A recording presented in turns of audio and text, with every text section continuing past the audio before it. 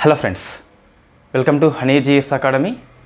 Nuclear technology కాన్సెప్ట్తో పాటు 2024లో ఎప్పుడెప్పుడు వార్తల్లో వచ్చింది. జనవరి మాసం నుంచి డిసెంబర్ 31 వరకు డిస్కస్ చేద్దాం. సో మనం ఇంతకుముందు సైన్స్ అండ్ టెక్నాలజీ కోసం అని చెప్పేసి లాంగ్ క్లాస్ వీడియో చేసి ఉన్నాము. దీని మీద స్పేస్ టెక్నాలజీ అయిపోయింది. సో కంప్లీట్గా మీకు బేసిక్స్ నుంచి అప్డేట్ వరకు డిస్కస్ చేసినాం. సో అక్టోబర్ మాసం వరకు వీడియో ఉంది. సో నవంబర్ డిసెంబర్ కలిపి నోట్స్ నేను సెండ్ చేస్తాను. నెక్స్ట్ డిఫెన్స్ టెక్నాలజీ అని చెప్పేసి కూడా ఈ బేసిక్స్ ప్లస్ అప్డేట్స్ కలిపి అక్టోబర్ వరకు వీడియో ఉంది. నవంబర్ డిసెంబర్ కలిపి నోట్స్ సెండ్ చేస్తే మనకి 2024లో ఈ స్పేస్ టెక్నాలజీ డిఫెన్స్ టెక్నాలజీ కంప్లీట్గా పూర్తి చేసిన వాళ్ళం అని చెప్పేసి అవుతాం. సో నెక్స్ట్ ఆర్డర్లో క్లాస్ నెంబర్ 3 అని చెప్పేసి so nuclear technology very famous అండి. ముఖ్యంగా ఏపీపీఎస్సీ వాళ్ళకు చూస్తే వాళ్ళ గ్రూప్ 2 మెయిన్స్ సిలబస్ లోపల చాప్టర్ నెంబర్ 1 అని చెప్పేసి ఉన్నది. అక్కడ మనకు న్యూక్లియర్ టెక్నాలజీ అని చెప్పేసి స్పెసిఫిక్గా మెన్షన్ చేయడం జరిగింది. మొత్తం 4 టాపిక్స్ ఉన్నాయి మీకు ఈ విషయం లోపల. ఒకటి న్యూక్లియర్ టెక్నాలజీ అని చెప్పేసి ఉంది. నెక్స్ట్ ఇండియాస్ యొక్క న్యూక్లియర్ ప్రోగ్రామ్ అండి. దీని కిందకి ఏమొస్తుందంటే ఇండియా ప్రపంచవ్యాప్తంగా ఎటువంటి అగ్రిమెంట్ చేసుకుంది, ప్రపంచవ్యాప్తంగా ఏ సంస్థల్లో సభ్యత్వం తీసుకున్నది, లేదా ఇండియా యొక్క న్యూక్లియర్ పాలసీ ఏంటి. సో డాక్ట్రైన్ డిస్కస్ చేస్తాం కంప్లీట్గా. దాంతోపాటు న్యూక్లియర్ పవర్ ప్లాంట్స్ ఎక్కడెక్కడ ఉన్నాయని చెప్పేసి, దాంతోపాటు కేంద్రక విచ్చిత్తి కేంద్రక సంలీనము బేసిక్ పాయింట్స్.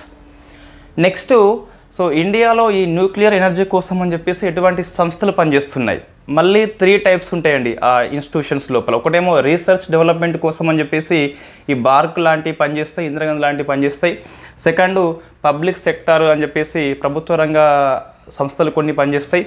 మూడవది ఈ న్యూక్లియర్ ఎనర్జీ యొక్క నియంత్రణ కోసం అని చెప్పేసి కొన్ని సంస్థలు పనిచేస్తాయి. సో 3 రకాలుగా డిస్కస్ చేద్దాం.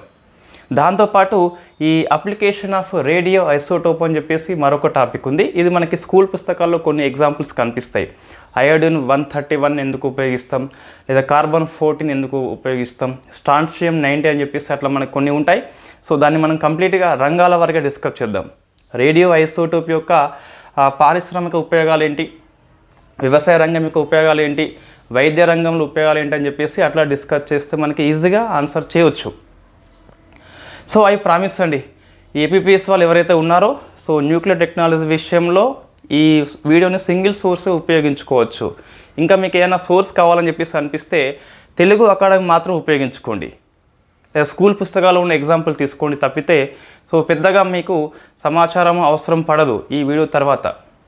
సో ఆ విషయంలో మనం గ్యారంటీ ఇవ్వచ్చు. ఒకసారి మీకు ఈ వీడియో నచ్చితే ఇంకా మీ ఫ్రెండ్స్కి షేర్ చేసే ప్రయత్నం చేయండి, లైక్ చేసే ప్రయత్నం చేయండి. నచ్చకుంటే డిస్లైక్ కూడా చేయవచ్చు. సో వై బికాస్ మనం డెమోక్రటిక్లో ఉన్నాం కాబట్టి, సో డెమోక్రసీ లోపల నాకు ఒక వ్యూ ఉంటుంది, మీకు ఒక వ్యూ ఉంటుంది కాబట్టి, ఎవరి వ్యూ వాళ్ళకే ఉంటుంది కాబట్టి ఎటువంటి ఇబ్బంది లేదు. రైట్, కనీసం స్పందించాలి మనమైతే. మరి టీజీపీఎస్సీ వాళ్ళకి పనికి వస్తుందంటే సో బేసిక్గా పనిచేస్తుందండి. మనకు గ్రూప్ 2 కావచ్చు, లేదా గ్రూప్ 1 కావచ్చు, గ్రూప్ 3, గ్రూప్ 4 లాంటి జనరల్ స్టడీస్ పరీక్షల్లో ఈ సైన్స్ అండ్ టెక్నాలజీ అని చెప్పేసి రియల్ లైఫ్ సైన్స్ అని చెప్పేసి ఉంటుంది కదా, దాని కిందకి వస్తుంది. సో టీజీపీఎస్సీ వాళ్ళకు కూడా పనికి వస్తుంది. మనము ఏ క్లాస్ తీసుకున్నా బేసిక్స్ నుంచి అప్డేట్ వరకు పోతున్నాం కాబట్టి సో సమగ్రమైన అవగాహన వస్తుందండి. త్వరలోనే సో ఇట్లా కరెంట్ అఫైర్స్ అప్డేట్ కాకుండా పూర్తి స్థాయిలో ఫుల్ కోర్సు స్టార్ట్ చేయబోతున్నాము. ఈ సైన్స్ అండ్ టెక్నాలజీ మనకి ప్రిఫరెన్స్లో నెంబర్ 2 కిందకు ఉంది. సో ఫస్ట్ ప్రిఫరెన్స్ కింద సైన్స్ అండ్ టెక్నాలజీ లేదు, ఎకనామీ ఉంది, పాలిటీ ఉన్నది. సో ఏపీపీఎస్ వాళ్ళు ఎకనామిక్ కోర్సు గ్రూప్ 2కి తీసుకోవాలని చెప్పేసి మీకు అనిపిస్తే గిట్ట సో కామెంట్ చేయండి. నేను మీకు మొత్తం 3 చాప్టర్స్ ఉన్నాయి మనకి. ఆ 3 చాప్టర్స్ మనము ఫిబ్రవరిలో పూర్తి చేయం కానీ సో అందులో ఏవైనా 2 చాప్టర్స్ పూర్తి చేయవచ్చు మీ గ్రూప్ 2కి అందేలా, సో మీ ఇంట్రెస్ట్ బట్టి. సో బట్ నా ప్లాన్ ఏంటంటే first foreign trade, next public finance అని చెప్పేసి నేను నోట్స్ రాసి పెట్టుకున్నా. సో కొంతమంది ఏపీపీఎస్సీ ఆస్పిరెంట్స్ ఈ అగ్రికల్చర్ ఇండస్ట్రీస్ ఏవైతే చాప్టర్స్ ఉన్నాయో అందులో కొన్ని గ్యాప్స్ ఉన్నాయని చెప్పేసి మెసేజ్ చేయడం జరిగింది. సో ఎక్కువ మంది మెసేజ్ చేస్తే మనకి ఇన్ఫ్యాక్ట్ కామెంట్ చేస్తే ఆ 2 చాప్టర్స్ ముందు స్టార్ట్ చేసే ప్రయత్నం చేద్దాం. సో ఇరువురికి ఉపయోగకరంగా ఉంటుంది, టీజీపీఎస్సీ ఏపీపీఎస్సీ వాళ్ళకి. సో ఫుల్ కోర్స్ అనేది ఫుల్గానే ఉంటుంది. కొన్ని సిలబస్లో ఉన్నాయి స్కిప్ చేయడం లాంటివి ఇక్కడ ఏమీ ఉండవు. ప్రామాణిక పుస్తకాల ఆధారంగా కంప్లీట్గా సాటిస్ఫై అయ్యే విధంగానే కోర్స్ అయితే ఉంటుంది. జనవరి 10కి మనం యాప్ని లాంచ్ చేయబోతున్నాం. కోర్సు స్టార్టింగ్ వచ్చేసి జనవరి 15 నుంచి ఏప్రిల్ 15కి ఎండ్ అవుతుంది. ఎంబీబీఎస్ వాళ్ళ గ్రూప్ 2 ఎగ్జామ్ ఫిబ్రవరిలో అయిపోతే తీసుకోవాలి లేదని చెప్పేసి అది మీ ఇష్టం అండి. ఎక్కువ మంది కనుక ఇంట్రెస్ట్ ఉన్నట్లయితే మనము ఇండస్ట్రియల్ సెక్టార్, సర్వీస్ సెక్టార్ని స్టార్ట్ చేసే ప్రయత్నం చేద్దాం. సో ఫస్ట్ చూస్తే గిట ఈ న్యూక్లియర్ టెక్నాలజీ విషయంలో మీకు కనుక ఈ వీడియో కనుక మీ ప్రిపరేషన్లో ఉపయోగకరంగా ఉందని చెప్పేసి భావించినట్లయితే మీ ఫ్రెండ్స్కి షేర్ చేయండి. ఏపీఎస్సీ ఆస్పిరెంట్స్కి, టీజీపీఎస్సీ ఆస్పిరెంట్స్కి, యూపీఎస్సీ వాళ్ళకి కూడా ఎమర్జింగ్ టెక్నాలజీ అని చెప్పేసి చాప్టర్ ఉంది, దాని కిందకి వస్తుంది. లేదా ఎస్ఐపిసి లాంటి వాళ్ళకి కూడా పనికి వస్తుంది. లైక్ చేయండి నచ్చినట్లయితే, నచ్చకుండా డిస్లైక్ కూడా చేసే ప్రయత్నం చేయొచ్చు. ఫస్ట్ మనం ఏం డిస్కస్ చేస్తామంటే బేసిక్ కాన్సెప్ట్ అండి. ఇక్కడ బేసిక్స్, ఇక్కడ ప్రశ్న దాదాపుగా రాకపోవచ్చు, బట్ మనకి అడ్వాన్స్డ్ కరెంట్ అఫైర్స్ని అప్డేట్ చేస్తున్నాం కాబట్టి కొన్నిసార్లు ప్రశ్న వస్తుంది. బేసిక్స్ అండి. ఇక్కడ కేంద్రక విచ్చిత్తి అని చెప్పేసి ఇరువురి అంటే ఇంగ్లీష్ మీడియం, తెలుగు మీడియం ఇద్దరికి కూడా ఉపయోగకరంగా ఉంటుంది ఏ కోర్స్ అయినా కూడా.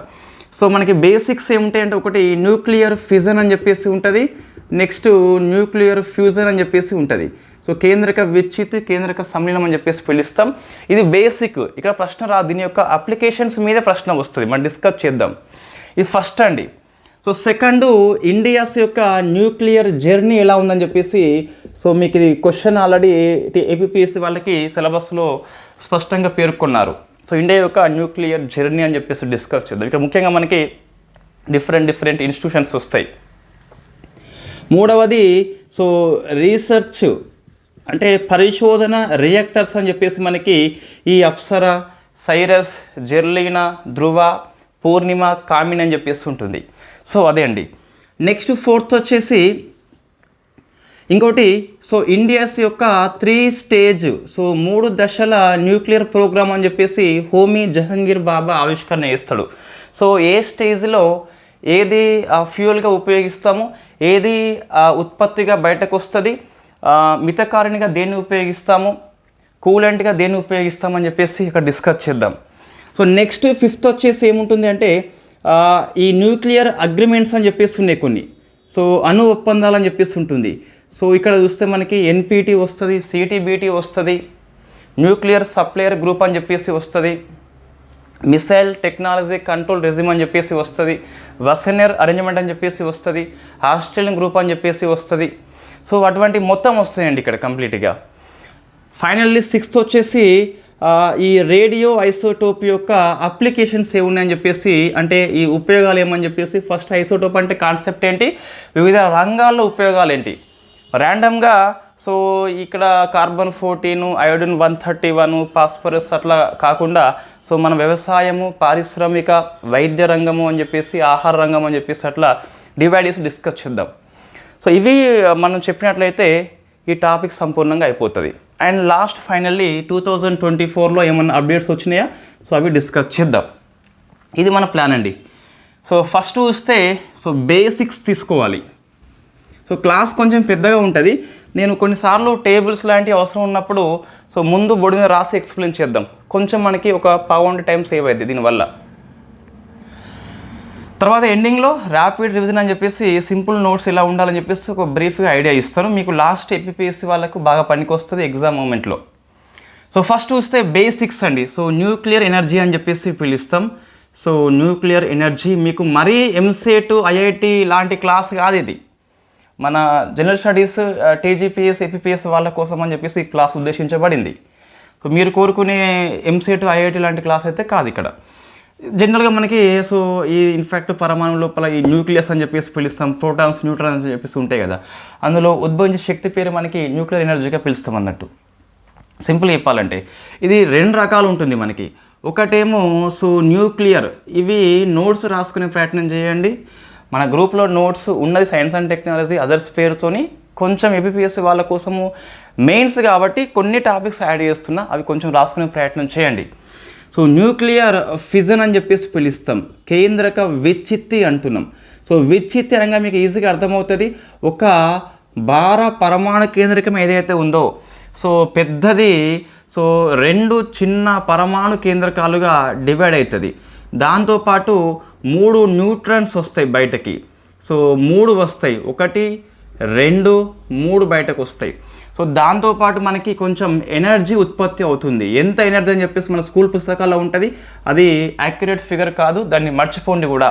ఒక భారమైన కేంద్రకము 2 తేలిక కేంద్రకాలుగా విడిపోవడాన్ని ఎప్పుడు విడిపోతుంది అంటే, సో ఈ భారమైన కేంద్రకాన్ని మనం ఎగ్జాంపుల్గా యురేనియం తీసుకుంటాము, బట్ ఏదైనా తీసుకోవచ్చు. ఇక్కడ ఒక న్యూట్రాన్ వచ్చేసి వేగంగా తాడనం చేస్తే, వేగంగా ఢీకొంటే ఈ భార కేంద్రకం వచ్చేసి 2 తేలిక కేంద్రకాలుగా విడిపోతుంది. మనకి బేరియం, క్రిప్టాన్ అని చెప్పేసి ఉంటుంది, బట్ అటువంటి మూలకాలు ఎవరు అడగరు ఇక్కడ. సో 3 న్యూట్రాన్స్ వస్తాయండి, దాంతోపాటు కొంచెం ఎనర్జీ అయితే వస్తుంది. ఇక్కడ ఇది కేంద్రక విచ్చిత్ అని చెప్పేసి పిలుస్తాం. దీనికి అనుకున్నది ఈ ఒట్టో హన్ స్ట్రాస్మన్ అని చెప్పేసి ఉంటారు, వాళ్ళిద్దరూ ఈ న్యూక్లియర్ ఫిజన్ని కనుక్కోవడం జరిగింది. రైట్, ఇది బేసిక్. ఇక్కడ క్వశ్చన్స్ పడవండి, దీని అప్లికేషన్స్ మీద క్వశ్చన్స్ పడతాయి. సో ఫస్ట్ చూస్తే ఇట ఇప్పుడు జనరల్గా ఏమవుతుందంటే, ఈ న్యూట్రాన్స్ ఏవైతే ఉన్నాయో అంటే 1 న్యూట్రాన్, సో 2 న్యూట్రాన్స్, 3 కదా, వీటిని మనము కంట్రోల్ చేయవచ్చు. మళ్ళీ ఈ న్యూట్రాన్ వచ్చేసి మరొక భార కేంద్రకాన్ని ఢీకొంటే సో మళ్ళీ 3 న్యూట్రాన్స్ వస్తాయి, దాంతోపాటు ఎనర్జీ కూడా వస్తుంది.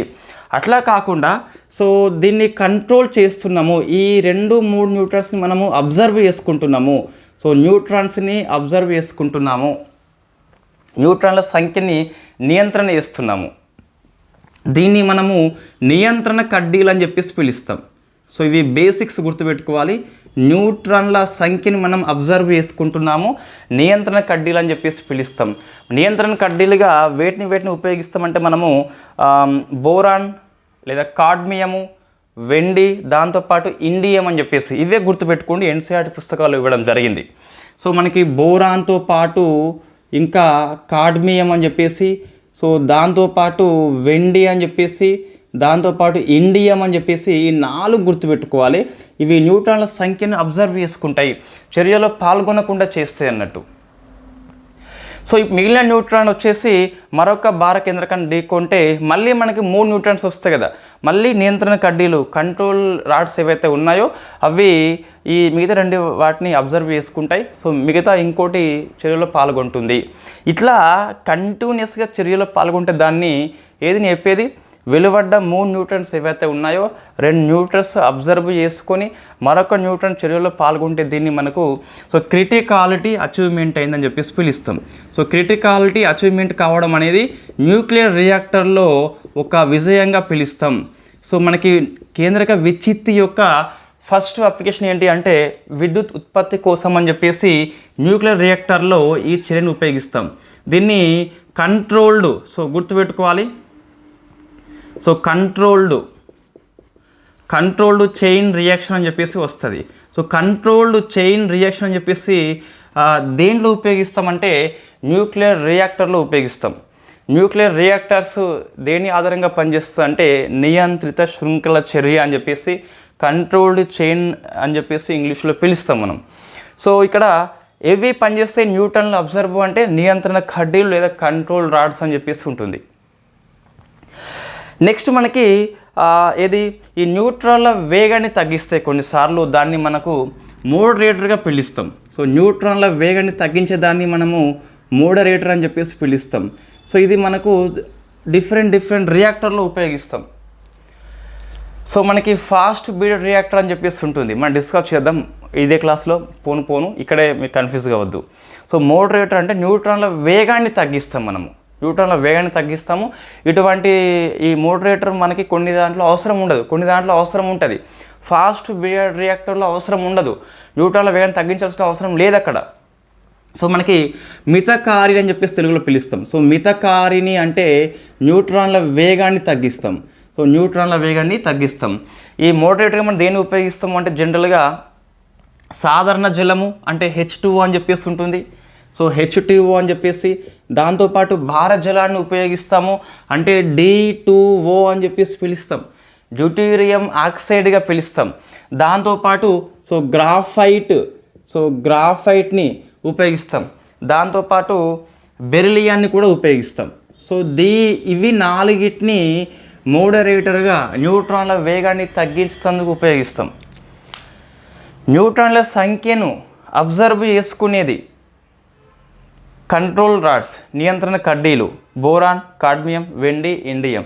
న్యూట్రాన్ల వేగాన్ని తగ్గించేదేమో మోడరేటర్ అని చెప్పేసి తెలుగులో మితకారి అని చెప్పేసి పిలుస్తాం మనము. రైట్. ఎక్కువ శాతం మనకి సాధారణ జలం, భారజలం మాత్రమే ఎక్కువ ఉపయోగిస్తాం అన్నట్టు. మన 4 ఉన్నాయి, బట్ ఎక్కువ ఉపయోగించడం అయితే అవి 2 అని చెప్పేసి ఉంటుంది. ఇంకోటి మనకి కూలెంట్ అని చెప్పేసి శీతలకారిణి అని చెప్పేసి పిలుస్తాం. సో కూలెంట్ ఇవన్నీ న్యూక్లియర్ రియాక్టర్లో ఉంటాయండి. సో కూలెంట్ మీన్స్ ఆ రియాక్టర్ని చల్లబరుస్తుంది. మన కూలెంట్గా మోస్ట్లీ సాధారణ జలము H2Oని ఉపయోగిస్తాం, కొన్నిసార్లు సో భారజలం ఉపయోగిస్తాం, కొన్నిసార్లు ద్రవ నైట్రోజన్ ఉపయోగిస్తాం, కొన్నిసార్లు సో ద్రవ సోడియాన్ని ఉపయోగిస్తాం. మన ఇండియా యొక్క 3 స్టేజ్లు ఉన్నాయి కదా, ఆ 3 స్టేజ్ల్లో 2వ స్టేజ్లో మనము ద్రవ సోడియాన్ని ఉపయోగిస్తాం. ఆ 2వ స్టేజ్లో మోడరేటర్ అంటూ ఉండదు, because it is past breeder reactor అని చెప్పేసి పిలుస్తాం. మనం ముంగట డిస్కస్ చేద్దాం. సో మొత్తం మీద ఇక్కడ ఏముంది అంటే కేంద్రక విచ్ఛిత్తి అంటే ఉన్నది. ఒక న్యూట్రాన్ని ఒక భారవంతమైన కేంద్రకంతో ఢీకొనడం చేస్తే తేలిక కేంద్రకాలుగా విడిపోతూనే 3 న్యూట్రాన్స్ బయటకు వస్తాయి, కొంత ఎనర్జీ బయటకు వస్తుంది. ఈ 3 న్యూట్రాన్స్ ఏవైతే ఉన్నాయో మళ్ళీ చర్యలో పాల్గొంటే దాన్ని సో ఏది కంట్రోల్డ్ కాకుండా అన్కంట్రోల్డ్గా పిలుస్తాం. మనం కంట్రోల్డ్ అంటే రెండింటిని అబ్జర్వ్ చేసుకుంటున్నాము. So that is called control rods, boron, cadmium, వెండి, ఇండియం. నెక్స్ట్ న్యూట్రాన్ల వేగాన్ని తగ్గించడాన్ని మితకారిణి, మోడరేటర్ అని చెప్పేసి పిలుస్తాం. సో H2O, D2O, గ్రాఫైట్ కడ్డీలు, బెరిలియం అని చెప్పేస్తుంది. సో రియాక్టర్ని చల్లబరిచే ప్రక్రియ కూలెంట్ అని చెప్పేసి పిలుస్తాం. సాధారణ జలం, భారజలము, ద్రవ నైట్రోజన్, ద్రవ సోడియం అని చెప్పేసి పిలుస్తాం. సో న్యూక్లియర్ రియాక్టర్లో ఏముంటుంది అంటే కేంద్రక విచ్ఛిత్తి ఆధారంగా పనిచేస్తుంది, ఓకే. బట్ మనకి నియంత్రిత కంట్రోల్డ్ చైన్ రియాక్షన్ ఆధారంగా పనిచేస్తుంది అండి.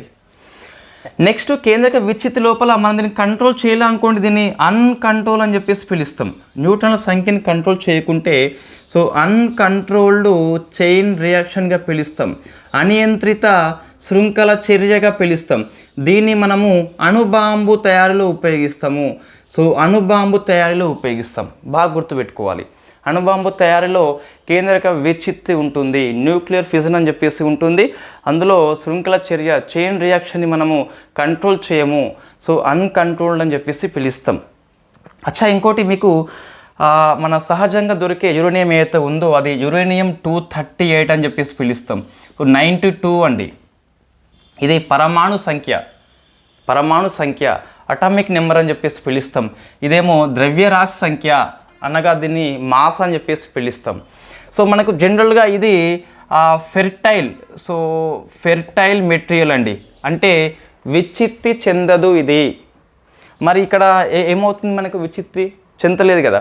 సో అందుకోసం అని చెప్పేసి జనరల్గా ఈ బయట దొరికే సహజంగా మనకు దొరుకుతుంది బయట యురేనియం లోపల 238 అని చెప్పేసి ఇది 99.72% ఉంటుంది. మిగతా ఎంత 0.28 ఉంది కదా. సో అదేమో యురేనియం 92 అని 235 అని చెప్పేసి ఉంటుంది. ఇది ఫిజైల్ మెటీరియల్. ఇది ఫిజైల్ మెటీరియల్ మీన్స్ విచ్ఛిత్తి చెందుతుంది అన్నట్టు, చర్యలో పాల్గొంటుంది. ఇక్కడ చెప్పేది మనకు 2 భార కేంద్రాలుగా విడిపోయేది యురేనియం 235 అని చెప్పేసి పిలుస్తాం. సో ఇక్కడ ఏం గుర్తుపెట్టుకోవాలి అంటే మన ప్రకృతిలో దొరికే సహజమైన యురేనియం అనేది 238. సో అది 99.72 ఉంటుంది మన దొరికే యురేనియం లోపల. మిగతా 0.28 ఏదైతే ఉందో యురేనియం 235 అని చెప్పేసి ఆ శాతం ఉంటుంది కదా. దీన్ని మనము ఎన్రిచ్ చేస్తాం. ఎందుకోసం అంటే ఈ 238 జనరల్లీ ఫెర్టైల్ మెటీరియల్, విచ్ఛిత్తి చెందదు కాబట్టి చర్యలో పాల్గొనదు, మరో కేంద్రకంగా మారిపోతుంది అది. ఇది విచ్ఛిత్తి చెందుతుంది కాబట్టి దీన్ని ఉపయోగిస్తాం మనం. దీన్ని మరి తక్కువ ఉంది కదా, దీన్ని ఎన్రిచ్మెంట్ చేస్తాం, అంటే విచ్ఛిత్తి చెందేలా దాన్ని ప్రేరణ చేస్తాం అన్నట్టు. సో యురేనియం 235ని ఎన్రిచ్ చేయడం అని చెప్పేసి 2 రకాలు ఉంటుంది మళ్ళీ. ఒకటేమో లో ఎన్రిచ్, అంటే దీన్ని కంటెంట్ని కొంత పెంచుతాం. ఎన్రిచ్ మీన్స్ పెంచుకోవడం అంతే. So 3 to 5 పెంచుతామండి. ఈ 3 to 5 వచ్చేసి న్యూక్లియర్ రియాక్టర్లో ఉపయోగిస్తాం. దీన్ని సో హై ఎన్రిచ్ చేస్తే, అంటే ఈ 235ని 90% వరకు పెంచితే గిట్ట శక్తి ఇంకా ఎక్కువ వస్తుంది, ఎక్కువ విధ్వంసం కలిగిస్తుంది. కాబట్టి దీన్ని సో ఆటం బాంబు లేదా అణుబాంబు తయారీలో ఉపయోగిస్తాం. సో మీకు ఇక్కడ ఏం అర్థం కావాలి అంటే మన ప్రకృతిలో దొరికే యురేనియం ఏదైతే ఉందో ఆ యురేనియం లోపల యురేనియం 238 అని చెప్పేసి 99.72% ఉంటుంది. ఇట్ ఈస్ ఫెర్టైల్ మెటీరియల్, విచ్చిత్తి కాదు, న్యూట్రాన్తో ఢీకుంటే విచ్చిత్తి కాదు, మరొక పదార్థంగా మోస్ట్లీ ప్లూటోనియం 239గా మారిపోతుంది. మిగతా 0.28 అవుతుందో ఇది విచ్చిత్తి అవుతుంది. బట్ మనకి న్యూక్లియర్ రియాక్టర్ పనిచేయాలంటే ఈ 0.28% సరిపోదు, దాన్ని ఎన్రిచ్మెంట్ చేసుకోవాలి, సుసంపన్నం చేసుకోవాలి. కాబట్టి 3 to 5కి పెంచితే అంటే యురేనియం 238ని తగ్గించి దీన్ని మనం పెంచుతామన్నట్టు. సో అప్పుడు అది రియాక్టర్లో పనిచేస్తుంది. 90%కి పెంచితే గిట్ట 235ని ఆటం బాంబ్ తయారీలో ఉపయోగిస్తాం. మీకు రెండు అర్థం కావాలి. కేంద్రక విచ్చిత్తి యొక్క అప్లికేషన్ చూస్తే గిట్ట న్యూక్లియర్ రియాక్టర్ పనిచేస్తుంది. ఇది కంట్రోల్డ్ చైన్ రియాక్షన్ ఆధారంగా పనిచేస్తుంది. ఎన్రిచ్మెంట్ యురేనియం ఉంటుంది కానీ 3 to 5 మాత్రమే ఉంటుంది. అదే అన్కంట్రోల్డ్ చైన్ రియాక్షన్ లోపల చూసినట్లయితే ఆటం బాంబ్ తయారీలో ఉపయోగిస్తాము. ఇంకా ఇక్కడ చూస్తే గిట్ట సో యురేనియం 235 వచ్చేసి 90% ఉంటుంది. ఎక్కువ హైలీ అని చెప్పేసి పిలుస్తాం. Low enrich nuclear reactor, high enrich atom bomb, controlled chain reaction nuclear reactor, uncontrolled chain reaction అణుబాంబు అని చెప్పేసి ఉంటుంది. సో ఇది మనకు ఇది న్యూక్లియర్ ఫిజన్ గురించి క్లుప్తంగా. ఇంకోటి మనం చూస్తే గిట్ట జనరల్లీ ఇది కొన్ని తేడాలని చెప్పేసి ఉంటుంది కదా, ఇది సహజంగా జరిగే ప్రక్రియ కాదు మనకి. సో న్యూక్లియర్ ఫ్యూజన్ అని చెప్పేసి నెక్స్ట్ వస్తుంది, సహజంగా జరిగే ప్రక్రియ మనకు అది. సో దీంతో కంపేర్ చేస్తే న్యూక్లియర్ ఫ్యూజన్లో కేంద్రక సమ్మేళనంలో ఎక్కువ శక్తి అయితే వస్తుంది. సో మనం డిస్కస్ చేద్దాం. ఇది కంప్లీట్గా న్యూక్లియర్ ఫ్యూజన్ గురించి అండి. ఇంతవరకు దీనిలో ఏమొచ్చింది అంటే జస్ట్ ఏం రాలేదు, న్యూక్లియర్ రియాక్టర్ పనిచేస్తుంది ఈ సూత్రం ఆధారంగా, దాంతోపాటు అణుబాంబు పనిచేస్తుంది. నెక్స్ట్ చూస్తే కంట్రోల్ రాడ్స్గా వెయిట్ని ఉపయోగిస్తారు. బోరాన్ కావచ్చు, కాడ్మియం కావచ్చు, వెండి కావచ్చు, ఇండియం కావచ్చు. కూలెంట్గా దేన్ని ఉపయోగిస్తారు?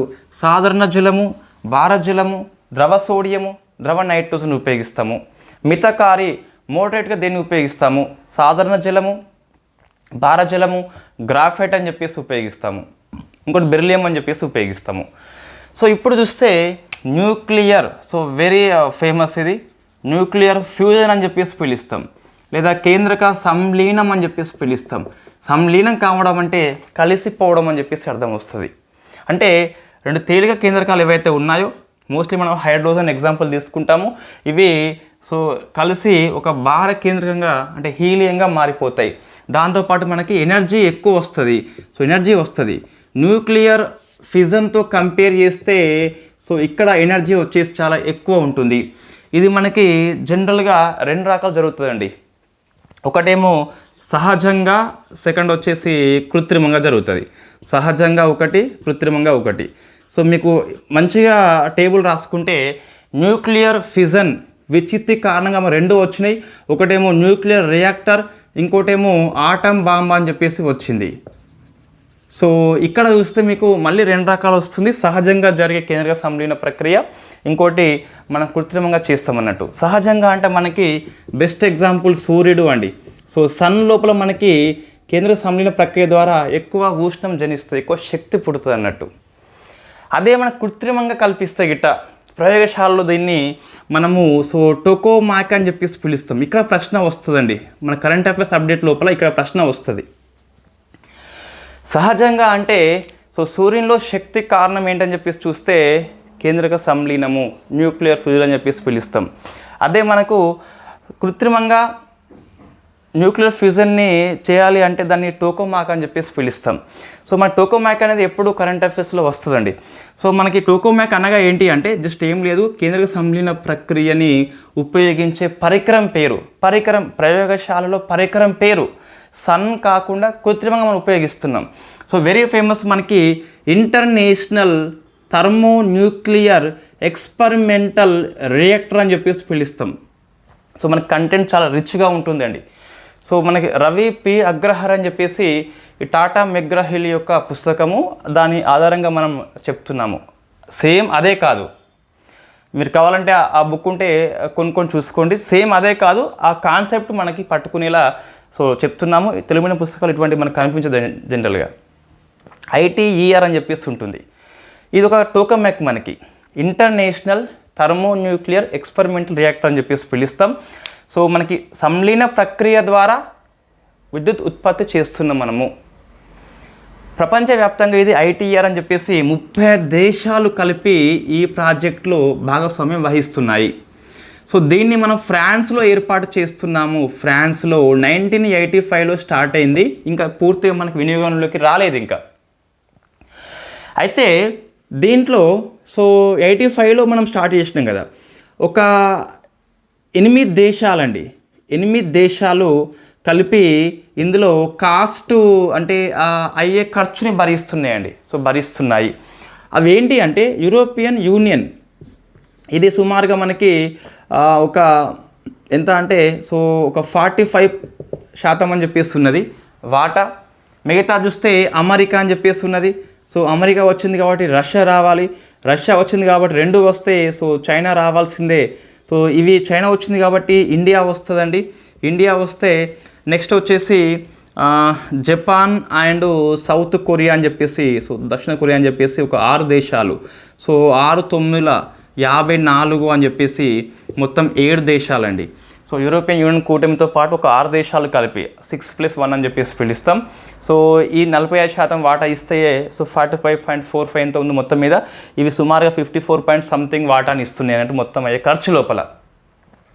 సో ITER ఏంటి అంటే కేంద్రక సంలీన ప్రక్రియ ఉపయోగించి ఎలక్ట్రిసిటీ జనరేట్ చేయాలని చెప్పేసి ఒక ఉమ్మడి ప్రాజెక్టు ఇంటర్నేషనల్ లెవెల్లో పనిచేస్తుంది. 35 కంట్రీస్ దీనిలో భాగస్వామ్యం వహిస్తే కాస్ట్ పరంగా సో యూరోపియన్ యూనియన్ వచ్చేసి 45% ఎంతో ఉంది. మిగతా 6 కంట్రీస్ ఏవైతే ఉన్నాయో America, Russia, China, India, Japan, south Korea అని చెప్పేసి అవి ఒక ఈచ్ 1 9 చొప్పున 54 అని చెప్పేసి కల్పిస్తున్నాయి. అయితే ఈ ITERకి ఉపయోగం ఏంటి? సూర్యుని శక్తి ఇక్కడనే మనం తయారు చేస్తారు. సో ఈ ఫ్యూజన్తో కంపేర్ చేస్తే ఈ ఫ్యూజన్లో మనకి అటామిక్ వేస్టేజ్ చాలా తక్కువ వస్తుంది, పర్యావరణ అనుకూలం ఇది. సో ఈ ఫ్యూజన్తో పోలిస్తే ఫ్యూజన్లో ఎక్కువ శక్తి వస్తుంది, పర్యావరణానికి ఫ్రెండ్లీగా అయితే వస్తుంది. అచ్చా, ఇంకోటి ఈ ఇండియా పాయింట్ ఆఫ్ వ్యూలో ఈ ITER తరపున ఇండియాలో ఏ సంస్థ పనిచేస్తుంది? సో మనకు ప్రశ్న వస్తుంది, దాన్ని IPR అని చెప్పేసి పిలుస్తాం. సో అది మనకు ఇండియా తరపున ఈ ITERలో పనిచేసే సంస్థ పేరు IPR అండి. సో మనకి ఇన్స్టిట్యూట్ ఫర్ ప్లాస్మా IPR అని చెప్పేసి మనకి అహ్మదాబాద్లో ఉంటుంది. సో ఇన్స్టిట్యూట్ ఫర్, సో మనం రాసుకోవాలి కంపల్సరీ, కొన్నిసార్లు ప్రశ్న సో ఇట్లా వస్తుంది, ITER తరపున ఇండియాలో సో ఏజెన్సీ బాడీ ఏంటి? IPR అని చెప్పేసి పిలుస్తాం. Institute for plasma, so plasma research అని చెప్పేసి పిలుస్తాం. సో రీసెర్చ్ ఇది IPR అని చెప్పేసి మనకి అహ్మదాబాద్లో ఉన్నది, గాంధీనగర్లో ఉన్నదండి. సో ఇది మనకు పనిచేస్తుందండి, ఇది మనకు పనిచేస్తుంది. ఈ IPR అనేది మనకు సొంత టోకోమాక్ని రూపొందించింది. టోకోమాక్ అంటే ఏం లేదు, కేంద్రక సంలీన ప్రక్రియని వినియోగించే పరికరం పేరు ప్రయోగశాల లోపల. ఇది ఆర్టిఫిషియల్, న్యాచురల్లీ మీన్స్ సన్ వస్తుంది మనకు. సో ఈ IPR వచ్చేసి మనము ఆదిత్య అని చెప్పేసి ఒక టోకోమాక్ని తయారు చేసుకున్నాం. ఇది మన టోకోమాక్, ఇంకా వినియోగంలోకి రాలేదు. ఇంకా ఒకసారి ITER కనుక వినియోగంలోకి వస్తే మనకు ఉపయోగం ఏంటి? ఈ ప్రశ్న వచ్చింది మనకు. సో మన ఉపయోగం ఏంటని చెప్పి చూస్తే ఇట్ట విద్యుత్ ఉత్పత్తి కోసము ఫ్యూజన్ రియాక్టర్స్ ఉపయోగించుకోవచ్చు. ఇది మన తెలుగు అకాడమీ పుస్తకాలు ఉన్నదండి, NCERT పుస్తకంలో ఉన్నది. అదే ప్రశ్న UPSCలో అడిగారు. ఏంటి ప్రశ్న అంటే ITER ప్రయోగము విజయవంతం అయితే భారతదేశం యొక్క తక్షణ ప్రయోజనం ఏంటి? సక్సెస్ అయితే ఇట్ట సో మన ఆదిత్య 1 కూడా ఉపయోగించుకోవచ్చు. దీని ద్వారా ఏమవుతుందంటే సో విద్యుత్ ఉత్పత్తి కోసము ఫిజన్ మీద డిపెండ్ కాకుండా ఇక్కడ డిపెండ్ కావచ్చు. తక్షణ ఉపయోగం అండి మనకి. సో దాంతోపాటు ఇంకా సో మనది ఆదిత్య కదా, సో చైనా దేశం చూస్తే ఈస్ట్ అని చెప్పేసి ఉన్నది. సో దీని యొక్క టోకోమాక్ అండి అది. So east means experimental advanced super conducting టోకోమాక్ అని చెప్పేసి పిలుస్తాం. ఫేమస్ నోన్ యాజ్ కృత్రిమ సూర్యుడు, ఆర్టిఫిషియల్ సన్గా చైనా పేర్కొంటుంది. ఇటీవల మన 24 ఇయర్ లోపల ఇంకో అప్డేట్ ఏంటంటే సౌత్ కొరియా అని చెప్పేసి ఉంది కదా, ఇది K-STAR అని చెప్పేసి ఒక టోకోమాక్ని రూపొందించింది. సో మీకు ఏం అర్థం కావాలంటే కేంద్రక సంలీనము ఫిజన్ ఏదైతే ఉందో ఆ ఫిజన్ యొక్క అప్లికేషన్స్ ఏంటి ప్రశ్న పడుతుంది. ఒకటేమో సహజంగా జరిగే అప్లికేషన్ మనకి సన్లో ఉన్నదండి, సన్లో ఉంది. సో ఇది శక్తికి మూలము సూర్యుడు అని చెప్పేసి పిలుస్తాం. ఆర్టిఫిషియల్ చూస్తే ఆ సంలీన ప్రక్రియ ప్రయోగశాలలో వినియోగించే పరికరం పేరు టోకామాక్. ప్రపంచంలో పెద్ద టోకామాక్ మనకి ITER అని చెప్పేసి 35 కంట్రీస్ భాగస్వామ్యం వహిస్తున్నాయి.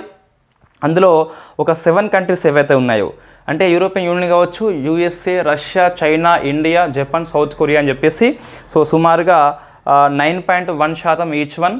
అదేమో 45 సంథింగ్ ఉన్నది. సో ఇండియాలో ఈ ITER తరపున ఏజెన్సీగా IPR అని చెప్పేసి గాంధీనగర్లో ఉంటుంది. సో IPR అనేది ఇటీవల ఆదిత్య అని చెప్పేసి తయారు చేసింది, బట్ వినియోగంలోకి రాలేదు.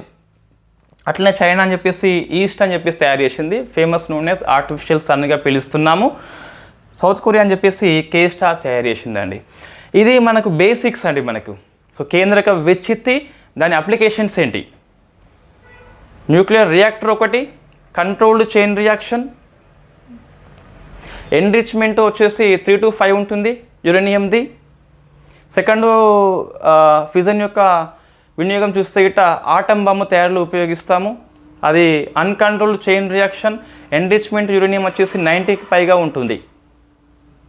వై? బికాస్ ఎన్రిచ్ అంటే యురేనియం 238 అనేది విచ్చిత్తు చెంది, it is fertile material, not fissile material. కాబట్టి మనం దాన్ని ఎన్రిచ్మెంట్ చేస్తాం అన్నట్టు యురేనియంతో. నెక్స్ట్ చూస్తే ఫ్యూజన్ యొక్క అప్లికేషన్స్ ఏంటి? సన్ లోపల శక్తికి కారణము టోకామాక్, కారణం కూడా ఫ్యూజనే. అచ్చా, ఇంకోటి దీన్ని హైడ్రోజన్ బాంబు తయారీలో ఉపయోగిస్తాం. హైడ్రోజన్ బాంబు కాబట్టి అణు బాంబు కంటే హైడ్రోజన్ బాంబు శక్తివంతము. వై? బికాస్ న్యూక్లియర్ ఫిజన్ కంటే న్యూక్లియర్ ఫ్యూజనే శక్తివంతం. సో అణుబాంబు తయారీలో సూత్రం ఏంటి? ప్రశ్న వస్తుంది, సింపుల్ క్వశ్చన్. హైడ్రోజన్ బాంబు తయారీలో ప్రశ్న వస్తుంది, సూత్రం ఏంటని చెప్పేసి న్యూక్లియర్ ఫ్యూజన్ అని చెప్పేసి మనము పిలుస్తాం అన్నట్టు. ఇది కంప్లీట్గా మనకు బేసిక్స్ అండి. సో బేసిక్స్తో పాటు అప్డేట్స్. మోస్ట్లీ చాలా పుస్తకాల్లో కేంద్రంగా విచ్చిత్ అని చెప్పేసి హెడ్డింగ్ పెడతాడు, ఒక 2-3 లైన్స్ రాస్తాడు, అయిపోయింది. బేరియం క్రిప్టన్ అది ఎంసెట్, IIT లాంటి ఎగ్జామ్లో అవసరం ఉంటుంది. మనకు అప్లికేషన్స్ మీద ఫోకస్ చేయాలి, మన యొక్క రియల్ లైఫ్ సైన్స్ మీద ఫోకస్ చేయాలి. సో ఇది అండి ఫస్ట్ కాన్సెప్ట్ మనకు అయిపోయింది. సో సెకండ్ కాన్సెప్ట్ ఏంటని చెప్పేసి చూస్తే ఇండియా యొక్క న్యూక్లియర్ జర్నీ. సో ఇండియా యొక్క న్యూక్లియర్ జర్నీ ఈ సెకండ్ కాన్సెప్ట్ మనకి. ఇక్కడే 3 స్టేజెస్ యొక్క ప్రోగ్రామ్ కూడా వస్తుంది. రైట్.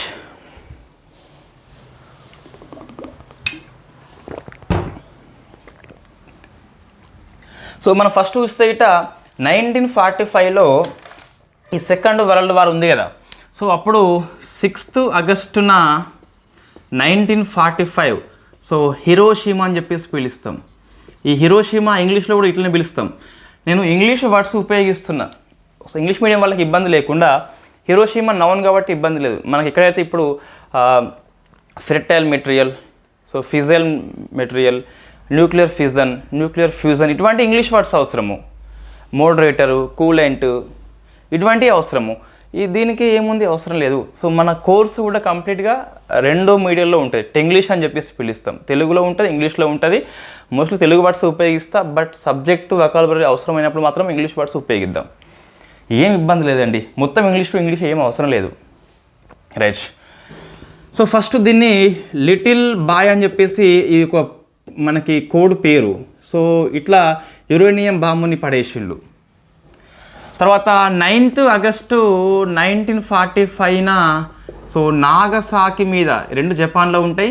ఇన్ఫ్యాక్ట్ ఫ్యాట్ మాన్ అని చెప్పేసి లేకుంటే సో ప్లూటోనియం బాంబుని పడేసిండు. ఇవి 2 ఫస్ట్ అణుబాంబుల యొక్క మనకు ఆనవాళ్ళు కనిపిస్తున్నాయి. రైట్. మనము ఈ సినిమా కమలాసన్ది 10 అవతారాలు చెప్పేసి ఉంటుంది కదా. సో అందులో డూ యూ రిమెంబర్ హిరోషిమా అని చెప్పేసి అమెరికా వాడు అంటే జపాన్ వాడు మన Kamal Haasan do you remember Pearl Harbor అని చెప్పేసి అంటాడు. వాళ్ళు దాడి చేస్తే జపాన్ వాళ్ళు పెర్ల్ హార్బర్ మీద దాడి చేయడం జరిగింది. సరే, ఓకే. ఇప్పుడు ఇక మనకు కూడా ఒక డౌట్ వస్తుంది, అరే ఇటువంటి దాడి మన మీద ఎట్లా జరుగుతుందని చెప్పేసి. సో అప్పుడు జవహర్లాల్ నెహ్రూ గారు హోమీ జహంగీర్ బాబాకు ఫోన్ చేస్తారు, మనకేమన్నా తయారు చేయమని చెప్పేసి. సో అట్లా మొత్తం 1945లోనే సో TIFR అని చెప్పేసి మనకి ముంబై లోపల సో న్యూక్లియర్ రీసెర్చ్ స్టార్ట్ చేస్తాడు హోమీ జహంగీర్ బాబా. కాబట్టి ఆ హోమీ జహంగీర్ బాబాని మనము so father of the Indian nuclear టెక్నాలజీగా పిలుస్తాం. సో ఇది TIFR అంటే టాటా ఇండస్ట్రియల్ ఫండమెంటల్ అని చెప్పేసి మనకు సో టాటా ఇన్స్టిట్యూట్ ఆఫ్ అని చెప్పేసి వస్తుంది. సో హోమీ జహంగీర్ బాబా దీనికి రూపకల్పన చేస్తాడు. తర్వాత ఏమైంది, అది జర్నీ అంటే ప్రయాణం అని చెప్పేసి పిలుస్తాం, జర్నీ ఇది. సో 1948లో మనం ఒక సంఘాన్ని ఏర్పాటు చేసుకున్నాం. సో దాని పేరు అటామిక్ ఎనర్జీ కమిషన్ అని చెప్పేసి పిలుస్తాం. అటామిక్ ఎనర్జీ కమిషన్ 1948లో ఏర్పాటు చేసుకున్నాం. దీని ఫస్ట్ చైర్మన్ వచ్చేసి హోమీ జహంగీర్ బాబానే పనిచేసిండు. సో మనకి బాబానే పనిచేసిండు. తర్వాత ఇది ఒక దాని కింద పనిచేయాలి కాబట్టి సో 1954లో మనము సో 54లో డిపార్ట్మెంట్ ఆఫ్ అటామిక్ ఎనర్జీ అని చెప్పేసి ఏర్పాటు చేసుకున్నాం. ఈ అటామిక్ ఎనర్జీ కమిషన్ అనేది డిపార్ట్మెంట్ ఆఫ్ అటామిక్ ఎనర్జీ యొక్క గవర్నింగ్ బాడీగా పిలుస్తాం. సో గవర్నింగ్ బాడీగా పిలుస్తాం. ఇందులో ఏది పెద్దది అంటే so department of atomic energy పెద్దది. ఇది నేరుగా ప్రధానమంత్రి ఆఫీసు యొక్క నియంత్రణలో పనిచేస్తుంది. ఇట్లా ఉంటుందండి, ప్రధానమంత్రి ఆఫీసు కింద డిపార్ట్మెంట్ ఆఫ్ అటామిక్ ఎనర్జీ అని చెప్పేసి ఉంటుంది. సో నెక్స్ట్ వచ్చేసి అటామిక్ ఎనర్జీ కమిషన్ అని చెప్పేసి ఉంటుంది.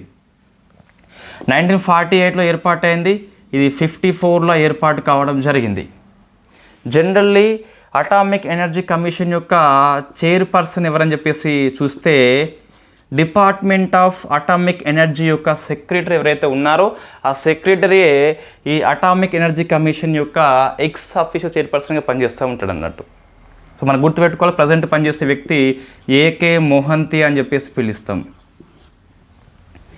అటామిక్ ఎనర్జీ కమిషన్ యొక్క చైర్పర్సన్ ఎవరని చెప్పేసి ప్రశ్న వస్తే డిపార్ట్మెంట్ ఆఫ్ అటామిక్ ఎనర్జీ యొక్క సెక్రటరీ ఎవరైతే ఉన్నారో ఆ సెక్రటరీ ఈ ఏఈసీకి చైర్మన్గా పనిచేస్తాడు.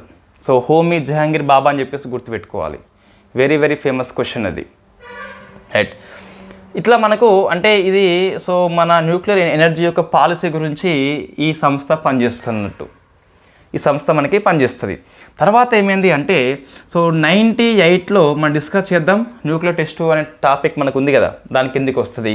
సో అప్పుడు మనము సో అణు పరీక్షలు రెండోసారి మనం చేపట్టినాము. అప్పుడు చాలా కంట్రీస్ నుంచి విమర్శలు వస్తాయి. వచ్చినాక మనకు పాలసీ అంటే అవసరం అని చెప్పేసి సో మన న్యూక్లియర్ పాలసీ డాక్ట్రైన్ అని చెప్పేసి సిద్ధాంతం మనం తీసుకొచ్చినాం. బట్ అది డ్రాఫ్టే. 99లో మనం డ్రాఫ్ట్ అంటే ముసాయిదా మాత్రం ఏర్పాటు చేస్తాం. దాని మీద సో అణు విధానం మీద, న్యూక్లియర్ పాలసీ మీద తొలి ముసాయిదాని మనము 98 టెస్టుల తర్వాత విమర్శలు వచ్చినాయి కాబట్టి మనకంటూ విధానం అవసరం అని చెప్పేసి 99లో డ్రాఫ్ట్ రూపకల్పన చేస్తాం. అప్పుడే మనము నో ఫస్ట్ యూజ్ పాలసీ అని చెప్పేసి వచ్చింది. But not official. ఇది ఆ డ్రాఫ్ట్లో ఏముందో పబ్లిక్ డొమైన్లో పెట్టలేదు వాళ్ళు. దీన్ని సో 2003లో తొలిసారిగా పబ్లిక్ డొమైన్లో పెట్టారు. So officially no first use policy ఎప్పటి నుంచి అమల్లోకి వచ్చిందంటే 2003 నుంచి అమల్లోకి వచ్చింది. సో మరి మనం అణుదాడి చేయాలంటే ఎవరి ఆమోదం అవసరం అని చెప్పేసి ప్రశ్న వస్తుంది. ఇంతవరకు బోర్డు మీద ఏముందని చెప్పేసి చూస్తే ఫస్ట్ అణుదాడి జరిగింది మనకు. తర్వాత మనం కూడా జాగ్రత్త వహించాలని చెప్పేసి TIFRని ఏర్పాటు చేసుకున్నాము ఈ న్యూక్లియర్ యొక్క టెక్నాలజీ కోసం అని చెప్పేసి. హోమీ జహంగీర్ బాబా ఏర్పాటు చేస్తాడు బొంబాయి లోపల 45లో. 48లో అటామిక్ ఎనర్జీ కమిషన్ ఏర్పాటు చేసుకున్నాము. 54లో దీని కంట్రోల్ కోసం అని చెప్పేసి డిపార్ట్మెంట్ ఆఫ్ అటామిక్ ఎనర్జీ ఏర్పాటు చేసుకున్నాము. డిపార్ట్మెంట్ ఆఫ్ అటామిక్ ఎనర్జీ నేరుగా ప్రధానమంత్రి ఆఫీస్ నియంత్రణలో పనిచేస్తుంది. ఈ డిపార్ట్మెంట్ ఆఫ్ అటామిక్ ఎనర్జీ యొక్క ఎక్స్ అఫీస్ చైర్పర్సన్గా PM పనిచేస్తాడు. ఈ DAE యొక్క సెక్రటరీ AEC యొక్క చైర్పర్సన్గా పనిచేస్తాడు. ప్రజెంట్ చూస్తే మనకి ఏకే మెహంద్ అని చెప్పేస్తుంది. 98లో మనము సో వాజ్పేయి PM ఉన్నప్పుడు అణు బాంబులు పేలుస్తాం. ఒక 5 పేలుస్తాం. మనం డిస్కస్ చేద్దాం, ఇక్కడ ఇంకో క్లాస్లో వస్తుంది ఇక్కడే మనకు. అప్పుడు విమర్శలు వస్తాయి. 99లో మనము ఒక ముసాయిదా రూపకల్పన చేస్తాం. అందులో నో ఫస్ట్ యూస్ పాలసీ అని చెప్పేసి ఉంటుంది. ఇది అధికారికంగా 2003లో అమల్లోకి వస్తుంది. అయితే మనము ఎప్పుడు దాడి చేయాలని చెప్పేసి ఎవరు చెప్తారు అంటే న్యూక్లియర్ కమాండ్ అథారిటీ అని చెప్పేసి 2003లో ఏర్పాటు చేసుకున్నాం మనం. ఇదంతా జర్నీ అండి. అంటే ఇండియాలో ఏ రకమైన సంస్థలు ఉన్నాయని చెప్పేసి ఒక జర్నీ మనకు. 2003లో నో ఫస్ట్ యూస్ పాలసీ అని చెప్పేసి అధికారికంగా అమల్లోకి వచ్చింది. ముసాయిదా రూపకల్పన చేసింది 1999లోనే. అప్పుడు ఒక సంస్థ అవసరం మరి అని చెప్పేసి న్యూక్లియర్ కమాండ్ అథారిటీ ఏర్పాటు చేసుకున్నాం. దీని కింద 2 రకాల విభాగాలు పనిచేస్తున్నాయి. ఒకటేమో ఎగ్జిక్యూటివ్ కౌన్సిల్ అండి, ఇంకోటేమో political council. PMO, department of atomic energy 1954, atomic energy commission 1948. Next nuclear command authority 2003 అని చెప్పేసి ఇయర్స్ గుర్తుపెట్టుకోవాలి. నేరుగా ప్రశ్నలు వస్తాయి, మ్యాచింగ్ పర్పస్ వస్తుంది, లేదా ఈ క్రోనాలజికల్ ఆర్డర్లో అని చెప్పేసి వస్తుంది. ఇక్కడ చూస్తే మనకు ఎగ్జిక్యూటివ్ కౌన్సిల్ అని చెప్పేసి ఉంటుంది. దీనికి హెడ్గా నేషనల్ సెక్యూరిటీ అడ్వైజర్ పనిచేస్తాడు. ఇప్పుడు మనకి అజిత్ దోవల్ అని చెప్పేసి ఉన్నాడు. నెక్స్ట్ ఈ పొలిటికల్ కౌన్సిల్ అని చెప్పేసి ఉంటుంది. దీనికి హెడ్గా పిఎం పనిచేస్తారు అన్నట్టు. ఇది దీనికి అడ్వైజ్ ఇస్తుంది. సలహా ఇస్తుంది ఇట్లా దాడి చేయమని చెప్పేసి. మరి ఇదే అమలు చేస్తుందా? అమలు చేయదు. దీని కింద మరొక సంస్థ ఉంటుంది, స్ట్రాటజిక్ ఫోర్సెస్ కమాండ్ అండి. చాలా క్లిష్టమైన సబ్జెక్ట్ ఇది. ఈ చాప్టర్ చాలా క్లిష్టమైనది. వీళ్ళు చాలామంది స్కిప్ చేసి దాన్ని కేవలం జస్ట్ అవిచిత సమయం అని చెప్పేసి ఆ టేబుల్ కొట్టి అటువైపు కొన్ని పాయింట్స్, ఇటువైపు కొన్ని పాయింట్స్, అది కాదండి. ఇట్లా ఆర్డర్లు రావాలి మనకి. ఇప్పుడు ఏంటి? న్యూక్లియర్ కమాండ్ అథారిటీ అని చెప్పేసి భారతదేశం లోపల అణుదాడి మీద నిర్ణయం తీసుకుంటుంది. ఇందులో 2 బాడీస్ ఉంటాయి. ఒకటి ఎగ్జిక్యూటివ్ కౌన్సిల్ అని చెప్పేసి ఉన్నది, దీనికి హెడ్గా ఎన్ఎస్ఏ పనిచేస్తాడు. ఇంకోటి వచ్చేసి political council headed by prime minister of India, మన మోడీ గారు ఉన్నారు. ఇది అడ్వైజ్ మాత్రమే ఇస్తుంది. నిర్ణయం తీసుకునేది ఎవరంటే పొలిటికల్ కౌన్సిల్ అనేటువంటి పిఎం గారు తీసుకుంటారు. మరి ఎవరు అమలు చేయాలంటే వీళ్ళు అమలు చేయలేరు కాబట్టి ఇంకో ఫోర్స్ ఉంటుంది, స్ట్రాటజిక్ ఫోర్సెస్ కమాండ్ అని చెప్పేసి. దీనికి కమాండర్ ఇన్ చీఫ్ అని చెప్పేసి 3 స్టార్స్ వ్యక్తి చీఫ్గా పనిచేస్తాడు. కమాండర్ ఇన్ చీఫ్ అని చెప్పేసి 3 స్టార్స్ వ్యక్తి పనిచేస్తాడు. ఇదంతా మనకు సెటప్ అండి. ఏ రకమైన సంస్థలు ఉన్నాయని చెప్పి చూస్తే ఇట్లా సంస్థలు కొన్ని ఉన్నాయి. ఇంకోటి ఈ డిపార్ట్మెంట్ ఆఫ్ అటామిక్ ఎనర్జీ కింద మళ్ళా కొన్ని సంస్థలు పనిచేస్తాయి. అటామిక్ ఎనర్జీ కమిషన్ కాకుండా అది అణు పాలసీని, అణు పరిశోధనని రూపకల్పన చేసేది ఏఈసి, అణు దాడి న్యూక్లియర్ కమాండ్ అథారిటీ. 2 వేరు మనకి. అణు విధానము, అణు దాడి.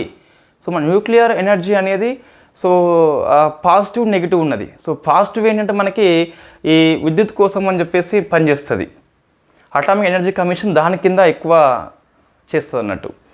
నెగిటివ్ అండి, ఏది అణు దాడి నెగిటివే. ఇది మనం కాపాడుకోవడం కోసం కావచ్చు, కానీ దాడి అనేది నెగిటివే కాబట్టి న్యూక్లియర్ కమాండ్ అని చెప్పేసి అట్లా మనకి అర్థం వస్తుంది. 2 వేరు సంస్థలు మనకి. న్యూక్లియర్ ఎనర్జీ చూస్తే మనకు 2 రకాలు ఉంది. There is a positive for energy purpose, విద్యుత్ తయారు ఉపయోగిస్తాం. అండ్ నెగిటివ్ సైడ్ మనకి అటాక్స్ న్యూక్లియర్ కమాండ్ అథారిటీ ఉంది, ఇటువైపు డిపార్ట్మెంట్ ఆఫ్ అటామిక్ ఎనర్జీ అని చెప్పిస్తుంది. ఇందులో మనకి 2 రకాల సంస్థలు ఉన్నాయండి. ఒకటేమో రీసెర్చ్ అండ్ డెవలప్మెంట్, ఈ న్యూక్లియర్ ఎనర్జీ మీద పరిశోధన చేస్తుంది, అభివృద్ధి చేస్తుంది. ఇంకోటేమో జస్ట్ పబ్లిక్ సెక్టార్ యూనిట్స్ అండి, ప్రభుత్వ రంగ సంస్థలు. ఇటువైపు ఏమొస్తాయి అంటే బార్క్ అని చెప్పేసి వస్తుంది.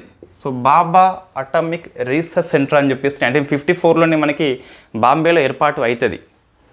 ఇది 1954లోనే మనకి బాంబేలో ఏర్పాటు చేస్తాం మనము. ఇన్ఫ్యాక్ట్ మన హోమీ జహంగీర్ బాబాని ఏర్పాటు చేస్తాడు. ఇది బార్క్ అని చెప్పేసి పిలుస్తాం కదా. ఈ బార్ కింద మనకి స్టేజ్ 1 అని చెప్పేసి మనం డిస్కస్ చేద్దాం. నెక్స్ట్ స్టేజ్ 3, స్టేజ్ 2 అని చెప్పేసి ఉంటుంది కదా. మోస్ట్లీగా స్టేజ్ 1 గురించి ఇది రీసెర్చ్ డెవలప్మెంట్ చేస్తుంది అన్నట్టు. అంటే యురేనియాన్ని ఉపయోగించి వాళ్ళు విద్యుత్ ఉత్పత్తి తయారు చేస్తారు. మనకు మోస్ట్లీ కాకరపర అని చెప్పేసి వార్తల్లో వచ్చింది. అది బార్క్ వాళ్ళు డెవలప్మెంట్ చేసిండ్రు. సెకండ్ది మనకు Indira Gandhi centre for atomic IGCR అని చెప్పేసి 1971లో ఇది ఏర్పడింది. ఇన్ఫ్యాక్ట్ ఇక్కడ కల్పకం లోపల తమిళనాడు అని చెప్పేసి పిలుస్తాం. ఇది మోస్ట్లీ మనకి స్టేజ్ 2 కోసం పనిచేస్తుంది, రీసెర్చ్ చేస్తుంది. ఇక్కడ ఫాస్ట్ బ్రీడర్ రియాక్టర్ అని చెప్పేసి ఉంటాయి, మనం డిస్కస్ చేద్దాం. కానీ మొన్న 24 ఇయర్లో మన కల్పకం లోపల ఇండియాలో మొట్టమొదటి ఫాస్ట్ బ్రీడర్ రియాక్టర్ని ఓపెన్ చేసుకున్నాం. ఇదేమో స్టేజ్ 1 కోసం పనిచేస్తుంది. అంటే ప్రెషరైజ్డ్ హెవీ వాటర్ రియాక్టర్ అని చెప్పేసి ఉంటుంది స్టేజ్ 1 లోపల. రియాక్టర్స్ టైప్ అండి ఇవి. అందుకోసం అని చెప్పేసి రీసెర్చ్ చేస్తుంది అన్నట్టు. ఇదేమో సెకండ్ స్టేజ్ కోసం పనిచేస్తుంది. ఇటు మనకి ఇంకోటి ఉన్నది Raja Ramanna centre for advanced technology అని చెప్పేసి ఇది ఇండోర్లో ఉంటుంది. ఈ రాజా రామన్న ఎవరంటే AEC యొక్క మాజీ చైర్పర్సన్ పేరు అది. మనకి ఇవి అంటే న్యూక్లియర్ ఎనర్జీ విషయంలో రీసెర్చ్ చేస్తున్నట్టు ఇవి. కొన్ని పబ్లిక్ సెక్టర్ ప్రభుత్వ రంగ సంస్థలు ఉంటాయి. For example nuclear power corporation of India limited అని చెప్పేసి పిలుస్తాం. భారతదేశంలో న్యూక్లియర్ రియాక్టర్స్ అన్నీ కూడా దీని ఆధీనంలో పనిచేస్తాయి. ఇటీవల మనకు కొత్తగా భాసిని అని చెప్పేసి వచ్చింది. భావిని అని చెప్పేసి వచ్చింది. మనకి అది కల్పకం లోపల ఉంటుంది. ఈ ఫాస్ట్ బ్రీడర్ రియాక్టర్ ఏదైతే ఉందో ఇది రీసెర్చ్ చేస్తుంది, ఇదేమో నిర్వహణ చేస్తుంది ఫాస్ట్ బ్రీడర్ రియాక్టర్ని. భావిని ఇటీవల మనకి రాజస్థాన్లో మహీ బన్స్వార్ అని చెప్పేసి న్యూక్లియర్ పవర్ ప్లాంట్ ఉంది కదా, ఆ పవర్ ప్లాంట్ని NPCL అనే సంస్థ నవంబర్ మాసం లోపల అశ్వినికి ఇచ్చింది. అశ్వినికి ఇవ్వడం జరిగింది. ఇవన్నీ ప్రభుత్వ రంగ సంస్థలు అండి. రాజస్థాన్లో ఉన్న మహీ బన్స్వారా న్యూక్లియర్ పవర్ ప్లాంట్ అని చెప్పేసి నిర్వహణ రెస్పాన్సిబిలిటీ అనేది NPCL సంస్థ వచ్చేసి ఈ అశ్వినికి ఇవ్వడం జరిగింది. ఇవన్నీ మనకు సంస్థలు అండి. జర్నీ అనేది ఇట్లా స్టార్ట్ అవుతుంది మనది. ఏంటి ఫస్ట్ మనం ఏం నేర్చుకున్నామని చెప్పేసి చూస్తే 1945లో TIFR అని చెప్పేసి ఓమి జహంగీర్ బాబా ఏర్పాటు చేస్తాడు. 1948లో AEC అని చెప్పేసి ఏర్పాటు అవుతుంది.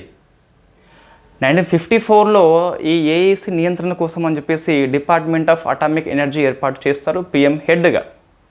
Department of atomic energy commission యొక్క సెక్రటరీ AEC యొక్క చైర్పర్సన్గా పనిచేస్తారు. ప్రజెంట్ AK మెహంతా అని చెప్పేసి పనిచేస్తున్నాడు.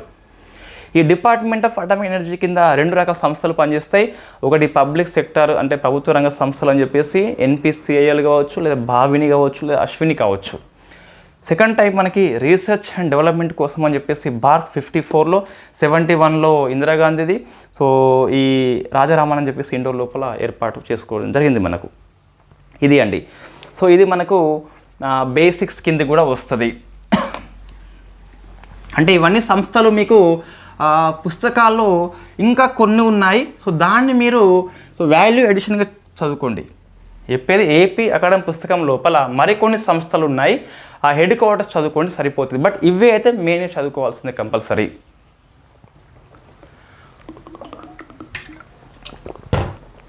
నెక్స్ట్ మనం నేరుగా న్యూక్లియర్ రియాక్టర్ యొక్క జర్నీకి మనం అయిపోయింది కదా, ఆ 3 స్టేజెస్ ఏవైతే ఉన్నాయో అవి డిస్కస్ చేయొద్దు నేరుగా.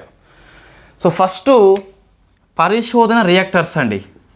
అంటే మనము ప్రాక్టికల్గా కంటే ముందు కొద్దిగా రీసెర్చ్ చేయాలి కదా, దానికోసం అని చెప్పేసి ఈ రియాక్టర్స్ పనిచేస్తున్నాయి. ఇవి విద్యుత్ తయారీని చేయవు, జస్ట్ దానికోసం మన ప్రాక్టీస్ని అందిస్తాయి అన్నట్టు. రీసెర్చ్ రియాక్టర్స్ అని చెప్పేసి పిలుస్తాం. భారతదేశం లోపల ఫస్ట్ రియాక్టర్ పేరు అప్సరా అండి. ఇది గుర్తుపెట్టుకోవాలి, వెరీ వెరీ ఫేమస్ మనకి అప్సరా అని చెప్పేసి. దీనికి మనకు UK సహాయం చేస్తుంది. ఇది ఆసియాలో ఫస్ట్ది, ఇండియాలో కూడా ఫస్ట్ది. 1956లో మనం ఏర్పాటు చేసుకోవడం జరిగింది. 2010లో క్లోజ్ అయింది. ఇదే మీరు తీసుకోవాలి. అటామిక్ ఎనర్జీ కమిషన్ యొక్క వెబ్సైట్లో ఏది ఉందో అది తీసుకోవాలి. ఇయర్స్ మనకి డిఫరెంట్ పుస్తకాలు వేరే ఉన్నాయి.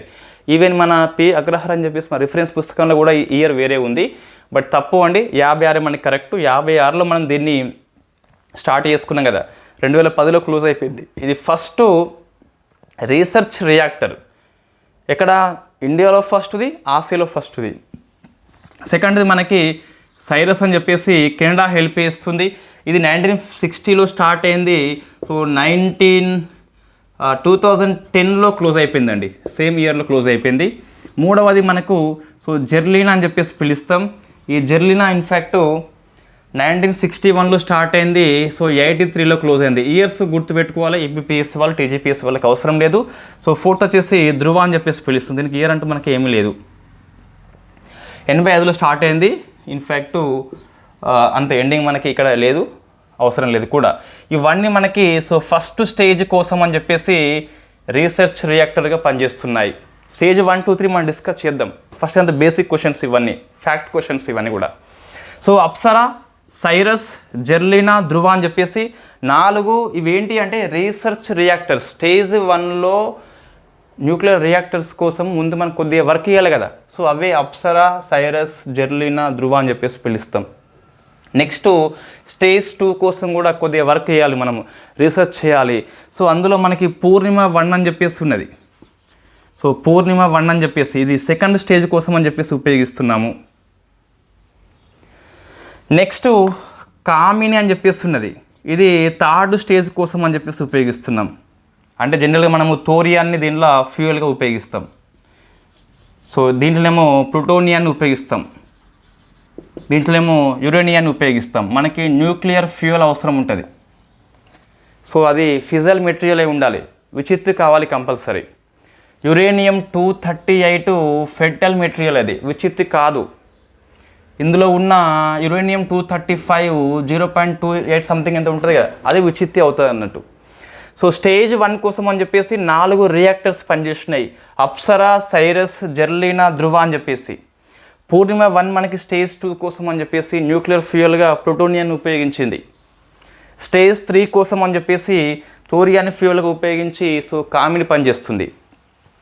2006 వరకు థోరియము న్యూక్లియర్ ఫ్యూయల్ ఉపయోగించి పనిచేస్తున్న ఏకైక రీసెర్చ్ రియాక్టర్ మనకి కామిని అని చెప్పేసి పిలుస్తాం. ప్రపంచం మొత్తంలో 2006 వరకు థోరియాన్ని ఫ్యూయల్గా ఎవరు ఉపయోగించలేదు, మనం మాత్రం ఉపయోగించినాము. సో మనం ఇంతవరకు స్టేజ్ 2 కానే ఉండిపోయినామండి. ఇవి రీసెర్చ్ రియాక్టర్గా. ప్రాక్టికల్ రియాక్టర్స్ చూస్తే గిట్ట ఇండియాలో మొత్తం మీద 24 రియాక్టర్స్ పనిచేస్తున్నాయి. దీని ద్వారా 8180 మెగావాట్స్ అని చెప్పేసి ఎలక్ట్రిసిటీ జనరేట్ అవుతుంది. స్టేజ్ 2 వరకు మనం అచీవ్మెంట్ అయినాం, స్టేజ్ 3 వరకు పోలేదు. సో మన లక్ష్యం ఏంటి అంటే 2031-32 నాటికి 22,480 మెగావాట్స్ని జనరేట్ చేయాలన్నట. అది లక్ష్యం మనకి. ఈ లక్ష్యం చేరుకోవాలంటే మరి ఇక్కడ న్యూక్లియర్ ఫ్యూయల్గా వేటిని ఉపయోగిస్తాం? జనరల్లీ యురేనియం ఉపయోగిస్తాము, ప్లూటోనియం ఇది కృత్రిమంగా వస్తుందండి ఉపయోగిస్తాం, నెక్స్ట్ థోరియం ఉపయోగిస్తాం కదా. అయితే మనకు నిల్వలు చూస్తే ప్లూటోనియం అనేది కృత్రిమంగా ఉంటుంది, నిల్వలు అంటూ ఏమీ ఉండవు. యురేనియం మనకి తక్కువ ఉన్నాయండి, మనం ఇంపోర్ట్ చేసుకుంటాం. సో జార్ఖండ్లో జాదు కూడా కావచ్చు, లేకుంటే ఎక్కువ మన కడపలో ఇవి ఎక్కువ ఉంటాయండి, కడప లోపల ఉంటాయి మనకి యురేనియం నిల్వలు. ఉత్పత్తి పరంగా వేరే వస్తుంది. సో థోరియం కూడా మనకి ఎక్కువగా మనకి ఏపీలోనే ఉన్నది. సో మనకు ఇండియాలో యురేనియంతో కంపేర్ చేస్తే థోరియం నిల్వలు ఎక్కువ విరివిగా లభిస్తాయి కాబట్టి, దీంతో కంపేర్ చేస్తే శక్తి ఎక్కువ జనరేట్ చేస్తుంది కాబట్టి, దీంతో కంపేర్ చేస్తే ఇక్కడ మనకి సో వేస్టేజ్ తక్కువ ఉంటుంది కాబట్టి మన హోమీ జహాంగీర్ బాబా ఈ 3 స్టేజ్ న్యూక్లియర్ ప్రోగ్రామ్ని ఆవిష్కరణ చేస్తాడు. వాట్ ఈస్ ద 3 స్టేజ్ సారాంశం ఏంటి అంటే ఇండియాలో విరివిగా లభించే థోరియాన్ని ఉపయోగించి జనరేట్ చేయాలని చెప్పేసి సో 3 స్టేజెస్ న్యూక్లియర్ ప్రోగ్రామ్ ఆవిష్కరణ ఎవరు అంటే మన హోమీ జహాంగీర్ బాబా అని చెప్పేసి పిలుస్తాం. అంటే 50స్లోనే మనోడు స్టార్ట్ చేస్తాడు. లక్ష్యం ఏంటి అంటే థోరియాన్ని ఉపయోగించి మనము విద్యుత్ ఉత్పత్తి చేయాలి. Why థోరియము, why not uranium? ఇది మెయిన్స్ క్వశ్చన్ వచ్చే అవకాశం ఉంటుంది. మన టీజీపీఎస్సీ గ్రూప్ 1 పుస్తకం ఉంది కదా, సైన్స్ అండ్ టెక్నాలజీ, అందులో మనకి యురేనియంతో పోలిస్తే థోరియం శ్రేష్టమైనది అని చెప్పేసి హెడ్డింగ్ ఉంది కదా. అది మన యూపీఎస్సీ యొక్క మెయిన్స్ క్వశ్చన్ ప్రీవియస్ ఇయర్లో వచ్చింది. సో వై థోరియం అంటే విరివిగా లభిస్తుంది ఒక కారణము, దాంతోపాటు ఎక్కువ శక్తి, తక్కువ హానికర వ్యర్థాలు వస్తాయి, సో ధర తక్కువ. ఇన్ని కారణాల ఫలితంగా మనము థోరియంతో కంపేర్ చేస్తే యురేనియం వైపు వెళ్ళొద్దు. రైట్, ఇప్పుడు ఏం చేస్తామంటే సో స్టేజ్ 1, 2, 3 ఏంటి, ఇండియా యొక్క 3 స్టేజెస్. ఇది యుద్ధం కోసం కాదు, సివిల్ కోసము. So 3 stages civil nuclear policy. So nuclear policy it is invented by Homi Jehangir Bhabha in 1950s. 1950s, 50 కాదు, 51 కాదు, 50 కావచ్చు, 57 కూడా కావచ్చు, మోస్ట్లీ 50గా మనం తీసుకుంటాము. So 3 stages. లక్ష్యం ఏంటి అంటే మనకి మన దగ్గర విరివిగా లభించే థోరియం యొక్క నిల్వలని ఉపయోగించుకొని, సో థోరియం నిల్వలు ఉపయోగించుకొని సో విద్యుత్ ఉత్పత్తి చేయడం అని చెప్పేసి 2031-32 నాటికి 22,480 మెగావాట్స్ జనరేట్ చేయాలి. ప్రజెంట్ చూస్తే మనకు సో సుమారుగా 24 రియాక్టర్స్ చూస్తే 8180 మెగావాట్స్ అని చెప్పేసి ఉత్పత్తి అవుతుంది. ఇది మన విద్యుత్ సోర్సులో చూస్తే 5వ స్థానాన్ని ఆక్రమిస్తుంది. రైట్, ఇప్పుడు ఏంటి అంటే ఏ స్టేజ్లో మనకు బేసిక్ క్వశ్చన్ ఏంటి అంటే న్యూక్లియర్ ఫ్యూయల్గా దేన్ని ఉపయోగిస్తాం? మొత్తం మనకి 3 ఉంటాయి. సహజంగా వచ్చిన యురేనియంను థోరియం అయితే కృత్రిమంగా వచ్చిన ప్లూటోనియము, దేన్ని ఉపయోగిస్తాము? ఒకటి. సో స్టేజ్ 1లో న్యూక్లియర్ ఫ్యూయల్గా దేన్ని ఉపయోగిస్తాము. సెకండ్ది సో స్టేజ్ 2లో అండ్ స్టేజ్ 3లో. ఇట్లా కొట్టుకొని నోట్స్లో ఇట్లా ఉండదు మీకు. రైట్, నెక్స్ట్ ప్రతి దాంట్లో మనకి కంపల్సరీ ఏమి అవసరం అండి? ఒకటి ఏది కూలెంట్ అవసరము, అంటే దాన్ని సో ఏది రియాక్టర్ని చల్లబరచాలి. నెక్స్ట్ థర్డ్ వచ్చేసి మోడరేటర్ అవసరము, న్యూట్రాన్ల వేగాన్ని తగ్గించాలి. న్యూట్రాన్ల వేగాన్ని మనకి తగ్గించాలి. నెక్స్ట్ సో బై ప్రొడక్ట్ ఏంటి అంటే ఉప ఉత్పత్తి ఏంటి? సో స్టేజ్ 1లో ఏది బయటకు వస్తుంది అని చెప్పేసి ఇది మనం చూస్తే సరిపోతుందండి. స్టేజ్ 1, 2, 3 అయిపోతుంది. సివిల్ పర్పస్ దీన్ని ఉపయోగిస్తున్నాం. ఫస్ట్ మనం జనరల్గా సహజ యురేనియాన్ని ఉపయోగిస్తాం. ఇందులో సహజ యురేనియం మనం ఎక్కువ దీన్ని ఇంపోర్ట్ చేసుకుంటామండి. సో ఇక్కడ సహజ యురేనియం ఉపయోగిస్తాం. దీనిలో ఏముంటుందండి జనరల్గా మీకు యురేనియము 238 ఉంటుంది. ఎంత ఉంటుంది? 99.72 అని చెప్పేసి ఉంటుంది. దాంతోపాటు యురేనియం 235 కూడా ఉంటుంది, బట్ 0.28 అని చెప్పేసి ఎంత ఉంటుంది మొత్తం మీద. ముందే చెప్పిన ఇట్ ఈస్ ఫెర్టైల్ మెటీరియల్, ఇది విచ్ఛిత్తి చెందదు. ఇట్ ఈస్ ఫిజైల్ మెటీరియల్, విచ్ఛిత్తి అవుతుంది. ఒక్క నిమిషం అండి.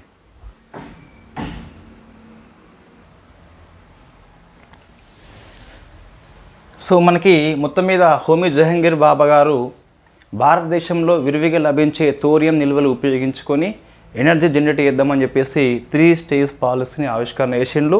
ప్రజెంట్ మనము సెకండ్ స్టేజ్ 2 దగ్గర ఉండడం జరిగింది. సో మనకి ఈ రియాక్టర్స్ అని చెప్పేసి పరిశోధన రియాక్టర్స్ వేరు, ఇవేమో పనిచేస్తున్న రియాక్టర్స్ వేరు. ఇందులో మన కామిని అని చెప్పేసి స్టేజ్ 3 కూడా 2006 వరకు ఇదే ఉన్నది. ప్రపంచంలో థోరియం నిల్వల ఆధారంగా ఉన్న ఏకైక రియాక్టర్ పేరు కామిన్ అని చెప్పేసి పిలుస్తాం. ఇప్పుడు చాలా కంట్రీస్ డెవలప్మెంట్ చేసుకున్నాయి, బట్ ప్రాక్టికల్లీ విద్యుత్ జనరేట్ ఇంతవరకు అయితే చేయలేదు థోరియాన్ని ఉపయోగించుకుని ఎవరు కూడా. రైట్, సో సహజ ఇక్కడ మనం చూస్తే న్యూక్లియర్ ఫ్యూయల్గా అంటే ఇంధనంగా దేన్ని ఉపయోగిస్తాం? ఫస్ట్ మన ఫ్యూయల్ అయితే అవసరం మండించాలంటే. ఇక్కడ ఇది గుర్తుపెట్టుకోవాలి, ఇది విచ్ఛిత్తి కాదు, ఇట్ ఈస్ ఫెర్టైల్ మెటీరియల్ అని చెప్పేసి పిలుస్తాం. ఇది మనం న్యూట్రాన్తో ఢీకొంటే ఇట్ట, సో న్యూట్రాన్ N01 అని చెప్పేసి పిలుస్తాం కదా. ఇప్పుడు ఏమవుతుంది? 238+1 కాబట్టి ఇక్కడ రాద్దాం ఒకసారి క్లియర్గా. సో న్యూట్రాన్తో ఈ సహజ యురేనియాన్ని ఢీకొనడం చేస్తే ఇట్ట ఇందులో ఉన్న యురేనియం 238 ఉంది కదా. సో ఇది దీంతోపాటు ఇంకేముంటుంది? యురేనియం 235 అని చెప్పేసి ఉంటుంది. ఇది తక్కువ శాతం 0.27 ఎంత ఉంటుంది. దీన్ని మనం కొద్దిగా ఎంరిచ్మెంట్ చేస్తాం, 3 to 5కి పెంచుతాం, 90కి పెంచద్దు. సో రియాక్టర్ పేలిపోయి బాంబుగా మారిపోతుంది, అక్కడ మనం అయితే మిగిలం. సో ఇక్కడ ఇది చర్యలో పాల్గొనదు, ఇదేమో ఫెర్టైల్ మెటీరియల్ కాదు కాబట్టి, సో ఫిజల్ మెటీరియల్ కాబట్టి ఇది మనకు చర్యలో పాల్గొంటుంది. సో మరి ఇదేమవుతుందంటే సో 238 +1 కదా, సో +1గా మనకు సో 239 ఇది ప్లూటోనియంగా మారిపోతుంది. సో మనకి ఇక్కడ ఏం అర్థం కావాలి అంటే యురేనియం 235 ఫిజల్ మెటీరియల్ కాబట్టి విచ్చిత్తి చెంది ఎనర్జీ జనరేట్ చేస్తుంది, కొద్దిగా ఉత్పత్తి ఎనర్జీ అయితే అవుతుంది. దాంతోపాటు చర్యలో లేని విచ్చిత్తి కాని యురేనియం 238 అనేది న్యూట్రాన్తో ఢీకొన్నప్పుడు 239గా మారిపోతుంది, ప్లూటోనియంగా బై ప్రొడక్ట్ వస్తుంది. సో మనకి ఇక్కడ చూస్తే బై ప్రొడక్ట్ వచ్చేసి స్టేజ్ 1లో మనకి ప్లూటోనియము 239 అని చెప్పేసి వచ్చింది. ఇది కృత్రిమంగా ఏర్పడ్డ ఫ్యూయల్ అండి, సహజంగా మనకు దొరకదు. ప్రశ్న వస్తుంది క్రింది వాటిలో కృత్రిమమైనది ఏంటని చెప్పేసి బేసిక్ క్వశ్చన్స్ కొన్ని వస్తాయి. సో మన కూలెంట్గా మరియు మోడరేటర్గా ఇదేమో రియాక్టర్ని చల్లబరుస్తుంది, ఇదేమో న్యూట్రాన్ల వేగాన్ని తగ్గిస్తుంది. మనం డ్యూటీరియం ఆక్సైడ్ని ఉపయోగిస్తాం, రెండింటి కూడా మనకి సేమ్, ఇక్కడ ఎటువంటి ఇబ్బంది లేదు. సో నెక్స్ట్ చూస్తే స్టేజ్ 2లో ఇప్పుడు స్టేజ్ 1లో ఏమైంది అంటే కొద్దిగా జనరేట్ అయింది. ఇటీవల మనము స్వదేశీయంగా సో ఈ స్టేజ్ 1లో మనకి ప్రెషరైజ్డ్ హెవీ వాటర్ రియాక్టర్ అని చెప్పేసి ఉంటుంది. హెవీ వాటర్ని ఉపయోగిస్తున్నాం కాబట్టి మనకు ఆ రియాక్టర్ రకం అండి ఇది. ఫస్ట్ టైప్లో మనకి ప్రెషరైజ్డ్ హెవీ వాటర్ రియాక్టర్ అని చెప్పేసి ఉంటుంది. సో ఇండియాలో మనకి స్వదేశీయంగా మొన్ననే సో కాక్రాపారా అని చెప్పేసి, so Kakrapar from Gujarat state, so unit number 3rd and 4th అని చెప్పేసి 2 యూనిట్స్ని స్వదేశీయంగా తొలిసారి నిర్మాణం చేసుకున్నాము. భారతదేశంలో స్వదేశీయంగా నిర్మించబడ్డ first pressurised heavy water reactors మనకి కాక్రాపారా 3 and 4 అని చెప్పేస్తుంది. రైట్, ఇప్పుడు ఏమైంది స్టేజ్ 1లో మనకి సో ఉప ఉత్పత్తిగా ప్లూటోనియం ఏర్పడింది కదా, దాన్ని ఇక్కడ న్యూక్లియర్ ఫ్యూయల్గా ఉపయోగిస్తాం. ప్లూటోనియం ఎక్కడిది, సహజంగా దొరకదు, మనకి ప్రకృతి లోపల తయారు చేసుకున్నాం మనము. సో 239ని మళ్ళీ న్యూట్రాన్ వచ్చి సో ఢీకుంటే ఇట్ట అప్పుడు మనము ఇక్కడ బై ప్రొడక్ట్గా మనకి యురేనియము 233 అని చెప్పేసి వస్తుంది. అట్లెందుకు వస్తుంది అంటే అది అట్లనే వస్తుంది, దీని కారణాలు ఇక్కడ ఏమి లేవు మనకు. సో ఇక్కడ కూలెంట్గా ద్రవ సోడియాన్ని ఉపయోగిస్తాం. సో ద్రవ సోడియాన్ని ఉపయోగిస్తాము. సో వెరీ వెరీ ఇంపార్టెంట్, ప్రశ్న వచ్చే అవకాశం ఇక్కడే ఉంది. సెకండ్ స్టేజ్లో మోడరేటర్గా మితకారిగా దేన్ని ఉపయోగించం. వై? బికాస్ సెకండ్ టైప్లో ఉన్న రియాక్టర్ పేరు సో ఫాస్టర్ బ్రీడర్ రియాక్టర్ అని చెప్పేసి పిలుస్తాం. న్యూట్రాన్ల వేగాన్ని తగ్గించిన అవసరం లేదు, ఫాస్ట్గా ఉంటుంది. సో ఫాస్ట్ బ్రీడర్ రియాక్టర్ అని చెప్పేసి పిలుస్తున్నాము. వినియోగించే శక్తి కంటే ఎక్కువ శక్తి మనకి ఇక్కడ ఉత్పత్తి అవుతుంది ఫాస్ట్ బ్రీడర్ రియాక్టర్ లోపల. సెకండ్ టైప్ ఏంటి మనకి ఫాస్ట్ బ్రీడర్ రియాక్టర్.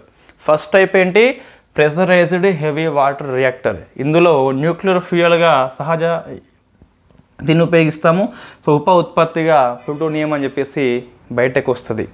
సెకండ్ స్టేజ్లో ఫస్ట్ స్టేజ్లో ఉప ఉత్పత్తి బయటకు వచ్చినటువంటి ప్లూటోనియాన్ని న్యూక్లియర్ ఫ్యూయల్గా ఉపయోగిస్తే బయట యురేనియం 233 అని చెప్పేసి వస్తుంది అన్నట్టు. సో కూలెంట్గా ద్రవ సోడియాన్ని ఉపయోగిస్తాం, మోడరేటర్గా దేన్ని ఉపయోగించాం. వై? బికాజ్ ఇది second type fast breeder reactor కాబట్టి there is no need to reduce neutrons యొక్క స్పీడ్. రైట్, కొంచెం మనకి ఇంగ్లీషు చండాలంగా ఉన్న కాన్సెప్ట్ అయితే మీకు అర్థమవుతుంది. రైట్, సో థర్డ్ అండి. సో థర్డ్ చూస్తే మనకి ఇప్పుడు ఇక్కడ థోరియాన్ని ఉపయోగించాలి. జనరల్లీ థోరియము సహజంగానే ఎక్కువ విచ్చిత్తి కాదు అది, కాబట్టి సెకండ్ స్టేజ్లో ఉన్నటువంటి యురేనియం 233ని కలుపుతాం దానికి. సో అక్కడ మనకి కూలెంట్గా డ్యూటీరియం ఆక్సైడ్ భారజలాన్ని ఉపయోగిస్తాం. మోడరేటర్గా సో లైట్ వాటర్ సాధారణ జలాన్ని ఉపయోగిస్తాం. సో మనకి ఇక్కడ బై ప్రొడక్ట్ లాంటిది ఏమీ ఉండదు. జనరల్ థర్డ్ స్టేజ్ మనకి చివరిది కాబట్టి ఎనర్జీ ఉత్పత్తి అవుతుంది. అంటే మనకు ఇండియాలో విరివిగా లభించే థోరియాన్ని ఉపయోగించుకొని జనరేట్ చేయడమే ఈ 3 స్టేజ్ యొక్క సివిల్ న్యూక్లియర్ పాలిసీ అని చెప్పేసి పిలుస్తాం. సో ఇక్కడ ఏం గుర్తుపెట్టుకోవాలి, ఎందులో న్యూక్లియర్ ఫ్యూయల్ ఏముందా అని చెప్పేసి చూసుకోవాలి, కూలెంట్ చూసుకోవాలి, మోడరేటర్ చూసుకోవాలి, బై ప్రొడక్ట్ ఏమొచ్చి చూసుకోవాలి. అండ్ మరి ఇండియాలో ఫస్ట్ ఏంటి ఈ స్టేజ్లలో ఇక్కడ చూస్తే మనకి ఫాస్ట్ బ్రీడర్ రియాక్టర్ వచ్చేసి కల్పకం అండి. సో మనకి తమిళనాడులో ఉంటుంది కదా తమిళనాడులో ఉంటుంది, కల్పకం అని చెప్పేసి పిలుస్తాం. So Indira Gandhi centre for atomic research వాళ్ళు దీన్ని తయారు చేస్తున్నారు. దీన్ని సో భావిని అనే సంస్థకి అప్పగించడం జరిగింది. సో మనం డిస్కస్ చేసినాం ఆల్రెడీ. ఇది ఇంకా మనకు అమల్లోకి రాలేదు, బట్ మనకి పరిశోధన రియాక్టర్ అని చెప్పేసి కామిడి పనిచేస్తుంది 3rd స్టేజ్ కోసం అని చెప్పేసి. సో ఇది పరిశోధిస్తుంది, ఇది మనకు నమ్మకం వచ్చినాక ప్రాక్టికల్గా ఉపయోగిస్తాం మనము. సో మొత్తం మీద ఇండియా లోపల సో ఏడు న్యూక్లియర్ పవర్ ప్లాంట్స్ ఉన్నాయి. 7 న్యూక్లియర్ పవర్ ప్లాంట్స్ ప్రజెంట్ పనిచేస్తున్నాయి, గుర్తుపెట్టుకోవాలి. వీటిలలో 24 రియాక్టర్స్ పనిచేస్తున్నాయి. దీని ద్వారా 8180 మెగావాట్స్ జనరేట్ అవుతుంది. ఇది మన సోర్స్ లోపల ఇది 5th ప్లేస్ని ఆక్రమించింది. 2031-32 నాటికి సుమారుగా 22,480 మెగావాట్స్ జనరేట్ చేయాలి. సో వాడి పేరు గుర్తుపెట్టుకోవాలి. ఫస్ట్ వచ్చేసి 1969లో తారాపూర్ అని చెప్పేసి మహారాష్ట్ర లోపల మనం ఏర్పాటు చేసుకున్నాము. ఇదే ఫస్ట్ విద్యుత్ ఉత్పత్తి చేసింది. సెకండ్ మనకి రావత్ బాటా అని చెప్పేసి ఫ్రమ్ రాజస్థాన్ అండి. ఈ ప్లేసులు కంపల్సరీ గుర్తుపెట్టు, ప్రశ్న వస్తుంది కూడా. నెక్స్ట్ కర్ణాటకలో ఉన్న కైగా, గుర్తుంటే ఈజీగా, కర్ణాటకలో ఉన్న కైగా అని చెప్పేసి. 4th గుజరాత్లో ఉన్న కాక్రాపారా అని చెప్పేసి. సో కాక్రాపారా. తమిళనాడులో మనకు 2 ఉంటాయి. తమిళనాడు లోపల ఒకటేమో కల్పకం అని చెప్పేసి పిలుస్తాం, ఇంకోటి కూడంకులం అని చెప్పేసి పిలుస్తాం. ఇది కాక మనకి 7వది నరోరా అని చెప్పేసి, ఇది యూపీలో ఉన్నది. సో యూపీలో ఉత్తరప్రదేశ్ అని చెప్పేసి పిలుస్తాం. ఇవి 7 power plants, 24 reactors 8180 megawatts generate చేస్తున్నాయి. అచ్చా, ఇంకోటి కొన్ని ఫ్యూచర్స్ రియాక్టర్స్ అని చెప్పేసి చూస్తే అవి ప్లేసెస్ గుర్తుపెట్టుకోవాలి. కూడంకులం తమిళనాడు లోపల యూనిట్ 1 and 2 ప్రజెంట్ ఉన్నది. 3 and 4 అని చెప్పేసి అమలులోకి తీసుకొస్తాం. ఇంకోటి మహారాష్ట్ర లోపల మనము సో జైత్పూర్ అని చెప్పేసి కూడా ఇది ప్లానింగ్లో ఉంది. దీనికి ఫ్రాన్స్ హెల్ప్ చేస్తుంది. 1650 × 6 యూనిట్స్ మొత్తము 9,900 మెగావాట్స్ అని చెప్పేసి. ఇది కనుక అమల్లోకి వస్తే ప్రపంచంలోనే ఇదే అతిపెద్దది అవుతుంది. ఇప్పుడైతే ఇండియాలో కూడంకులం అని చెప్పేసి పెద్దగా ఉంది కదా, ఇది అమల్లోకి వస్తాయి. జైతాపూర్లో మనకి మహారాష్ట్ర లోపల ఫ్రాన్స్ సహాయం చేస్తుంది. 6 యూనిట్స్, ఈచ్ వన్ 1650 అని చెప్పేసి మొత్తం అమల్లోకి వస్తే 9900 అని చెప్పేసి ఉంటుంది. ప్రపంచంలో అతిపెద్ద న్యూక్లియర్ పవర్ ప్లాంట్గా దీన్ని మనం కీర్తించబోతున్నాం త్వరలోనే. నెక్స్ట్ మితి విర్ధి అని చెప్పేసి ఉంది. సో మనకి ఇవన్నీ రాబోతున్నాయండి, ప్రశ్నలు వస్తాయి. మనకి పుస్తకంలో ఉన్నది అక్కడ పుస్తకం లోపల. సో మితి విర్ధి అని చెప్పేసి ఫ్రమ్ గుజరాత్. నెక్స్ట్ కోవాడా ఏపీలో ఈ USA హెల్ప్ చేస్తుంది. Gorakhpur from Haryana. Haripur from west Bengal, Russia help చేస్తుంది. మహీ బన్స్వారా రాజస్థాన్, మొన్న మనకి వార్తల్లో వచ్చింది మహీ బన్స్వారా అని చెప్పేసి. ఎందుకు వార్తల్లో వచ్చింది అంటే ఈ NPCI వాళ్ళు నిర్వహణ చేస్తారు న్యూక్లియర్ పవర్స్ రియాక్టర్ అని చెప్పేసి. ఆ నిర్వహణ రెస్పాన్సిబిలిటీ అనేది అశ్విన్కి బదిలీ చేయడం జరిగింది. NPCIL నుంచి అశ్విన్కి ఇవ్వడం జరిగింది. Mahi Banswara from Rajasthan. 2024 year current affairs మనకి వస్తుంది ఎగ్జామ్ లోపల. నెక్స్ట్ ఇంకా ఇంతే అండి. సో ఇవన్నీ మనకు న్యూక్లియర్ పవర్ ప్లాంట్స్ అని చెప్పేసి. ప్రజెంట్ అయితే మీరు 7 గుర్తుపెట్టుకోవాలి, 8180 నెంబర్ గుర్తుపెట్టుకోవాలి, 22 యూనిట్స్ నెంబర్ గుర్తుపెట్టుకోవాలి. రైట్. అయితే మనము ఇందులో కొన్ని రియాక్టర్స్ ఏవైతే ఉన్నాయో ఆ రియాక్టర్స్ మనం ఇంపోర్ట్ చేసుకుంటున్నాం యురేనియాన్ని. సో అటువంటి రియాక్టర్స్ని IAEA సంస్థ అని చెప్పేసి ఉంటుంది. ఇది ఈ అణుశక్తి యొక్క నియంత్రణ సంస్థ ప్రపంచం లోపల. మన ఇండియా లోపల అటామిక్ ఎనర్జీ రెగ్యులేటరీ బోర్డ్ అని చెప్పేసి ఉంది కదా, ఇది ఇండియా లోపల పనిచేస్తుంది, ఇదేమో ప్రపంచవ్యాప్తంగా పనిచేస్తుంది. ఇవి 2 కూడా రెగ్యులేటరీ బాడీస్. ఇవి మీరు ఇట్లా టేబుల్ కొట్టుకోవచ్చు. సో రెగ్యులేటరీ బాడీ అని చెప్పేసి ఇటువైపు కొట్టుకొని వరల్డ్ ఇండియా అని చెప్పేసి IAEA VN లోపల ఉంటుంది, AERB అని చెప్పేసి మనం కొట్టుకోవచ్చు. అయితే కొన్నిటిని మనము వాళ్ళకి చూపెట్టాలి, ఇయర్లీ రివ్యూ ఉంటుంది. వై? బికాస్ ఇంపోర్టెడ్ యురేనియాన్ని వాడుతున్న రియాక్టర్స్ను సో IAEA తనిఖీ చేస్తుంది. వీళ్ళు ఉపయోగించేది సివిల్ పర్పసా లేకుంటే అటాక్ చేస్తారా అని చెప్పేసి ప్రశ్న వచ్చిందండి UPS లోపల. ప్రశ్న ఏమని చెప్పేసి వచ్చిందంటే, కొన్ని న్యూక్లియర్ రియాక్టర్ని IAEA సేఫ్ గార్డ్స్ కింద ఉంచారు. 2009 మనం సైన్ చేస్తామన్నట్టు. సో కారణం ఏంటని చెప్పేసి చూస్తే ఆన్సరు ఇంపోర్టెడ్ యురేనియం ఉన్న వాటిని వాళ్ళు తనిఖీ చేస్తారు. న్యూక్లియర్ సివిల్ పర్పస్ ఉపయోగిస్తున్నారా లేదని చెప్పేసి తనిఖీ చేస్తారు అన్నట్టు. IAEA సేఫ్ గార్డ్స్ యొక్క 2009 ఒప్పందం మీద ఇండియా సైన్ చేసింది. దీని ప్రకారం ఇంపోర్టెడ్ యురేనియం ఉన్నప్పుడు ఆ రియాక్టర్స్ని వాళ్ళు తనిఖీ చేస్తారు ఫ్రీక్వెంట్లీగా. వై? బికాస్ సివిలియన్ పర్పస్ ఉపయోగిస్తున్నారు లేదని చెప్పి తనిఖీ చేస్తారు అన్నట్టు. సో మనకి ప్రశ్న ఏంటి అంటే కొన్ని రియాక్టర్స్ని సేఫ్ గార్డ్స్ కింద ఉంచారు. కారణం ఏంటి అంటే అవన్నీ ఆ రియాక్టర్స్ ఏవైతే ఉన్నాయో ఆ రియాక్టర్స్ అన్నీ కూడా మనం ఇంపోర్ట్ చేసుకోవడం యురేనియాన్ని ఉపయోగిస్తున్నామని చెప్పేసి గుర్తుపెట్టుకోవాలి. సో ఇవి 3 కాకుండా మనకు ఇటీవల 2024-25 బడ్జెట్లో కొత్త వచ్చిందండి మరొక మన రియాక్టర్. ఇది 4th టైపు. మొత్తం మనకి 3 ఉన్నాయి కదా. ఒకటి ప్రెషరైజ్డ్ హెవీ వాటర్ రియాక్టర్, సెకండ్ది ఫాస్ట్ బీడర్ రియాక్టర్, థర్డ్ది అడ్వాన్స్డ్ హెవీ వాటర్ రియాక్టర్ అని చెప్పేసి పిలుస్తాం. అడ్వాన్స్డ్ హెవీ వాటర్ రియాక్టర్ థోరియాన్ని ఉపయోగిస్తుంది. ఫాస్ట్ బీడర్ రియాక్టర్ ప్లూటోనియం ఉపయోగిస్తుంది. PHWR సహజ యురేనియాన్ని ఉపయోగిస్తుంది. సో మనకి బడ్జెట్ లోపల కొత్తగా మొన్న 24-25 సో మనకి అది ఎకనామీ టాపిక్ అయినప్పటికీ సైన్స్ అండ్ టెక్నాలజీ కూడా వస్తుంది. సో వాళ్ళు కొత్త రియాక్టర్ని పరిశోధన చేస్తున్నారు. ఏంటి అంటే స్మాల్ మాడ్యులర్ రియాక్టర్ అని చెప్పేసి పిలుస్తాం. సో స్మాల్ మాడ్యులర్ రియాక్టర్ అని చెప్పేసి పిలుస్తాం. స్మాల్ అంటే చిన్నదండి. ఇది 300 మెగావాట్స్ మాత్రమే జనరేట్ చేస్తుంది స్మాల్. మాడ్యులర్ అంటే ఇది ఒక ప్రదేశం నుంచి మరొక ప్రదేశానికి ఈజీగా తీసుకుపోవచ్చు. మాడ్యుల్ మీన్స్ చిన్న చిన్న భాగాలు.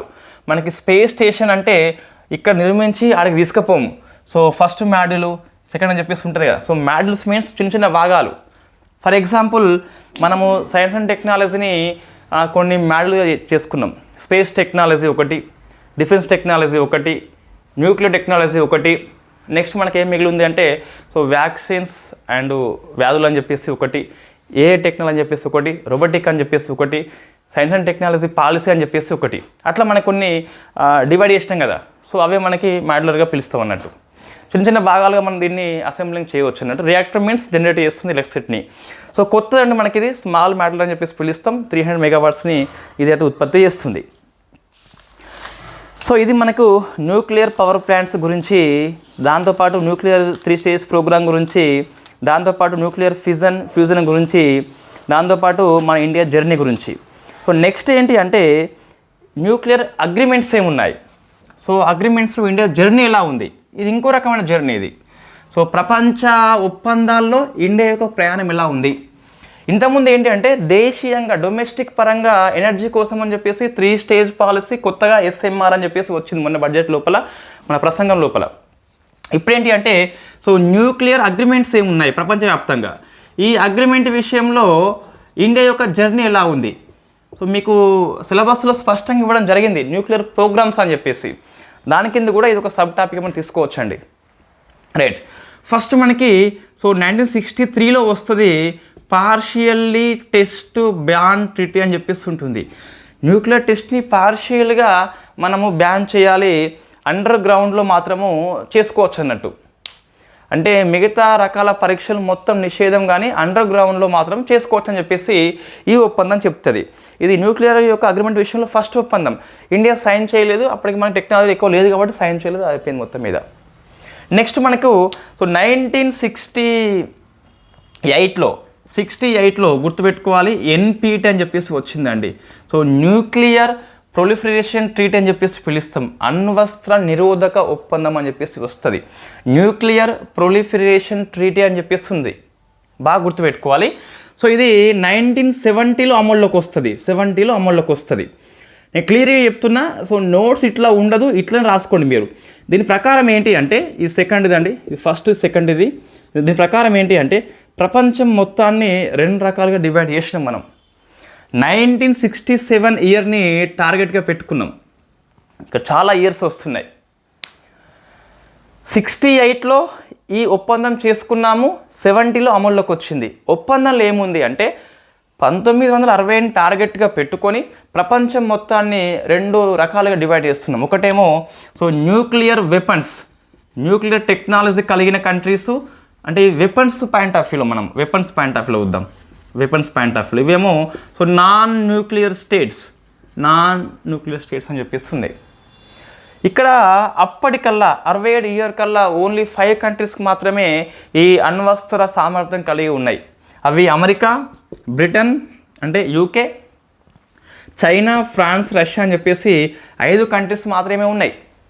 సో ఒప్పందం ఏమంటుందంటే 67 టార్గెట్ ఇయర్ పెట్టుకొని అంతవరకు అణ్వస్త్ర దేశాలు ఏవైతే ఉన్నాయో ఇక మీదట అణ్వస్త్ర ప్రయోగాలు చేయవు, తమ వెపన్స్ని త్వరలోనే ఉపసంహరణ చేసుకుంటారు. త్వరలోనే. There is no specific end line, there is no dead line.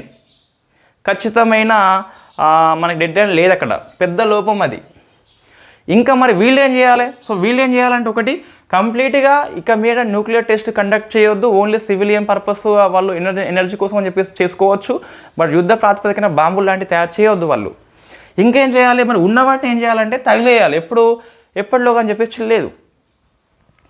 Next చూస్తే ఇది వెపన్స్ పర్పస్ చెప్తుంది నేను.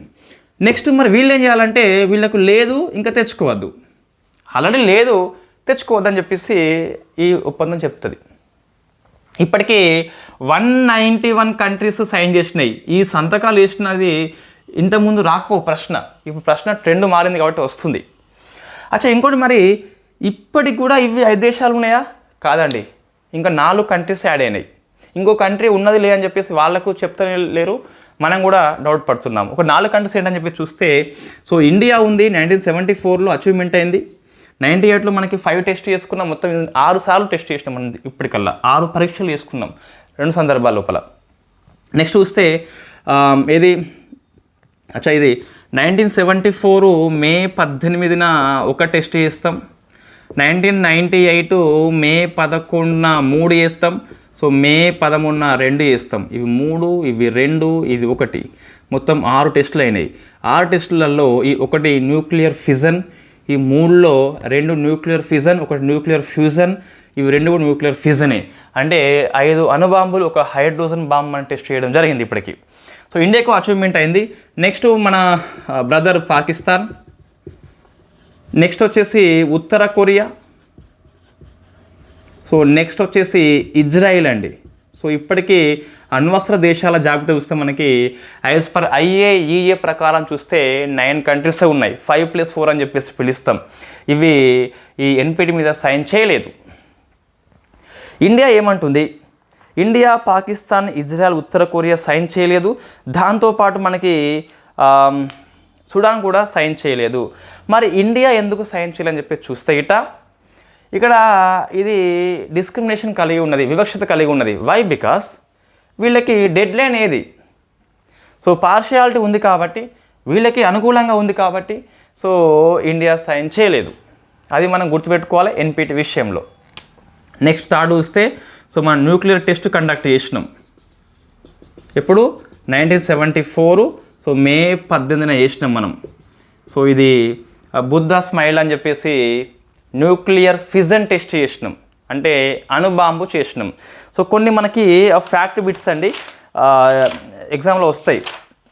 ఏంటి అంటే దీన్ని మినిస్ట్రీ ఆఫ్ ఎక్స్టర్నల్ అఫైర్స్ వాళ్ళు శాంతియుతమైన అణు విస్ఫోటనంగా ప్రకటించారు. మినిస్ట్రీ ఆఫ్ ఎక్స్టర్నల్ అఫైర్స్ వాళ్ళు అప్పుడు బార్క్ డైరెక్టర్గా, వై? బికాస్ బార్క్ అంటే మనకి రీసెర్చ్ డెవలప్మెంట్ చేసేది వాళ్ళే కాబట్టి రాజా రామన్న పనిచేస్తున్నాడు.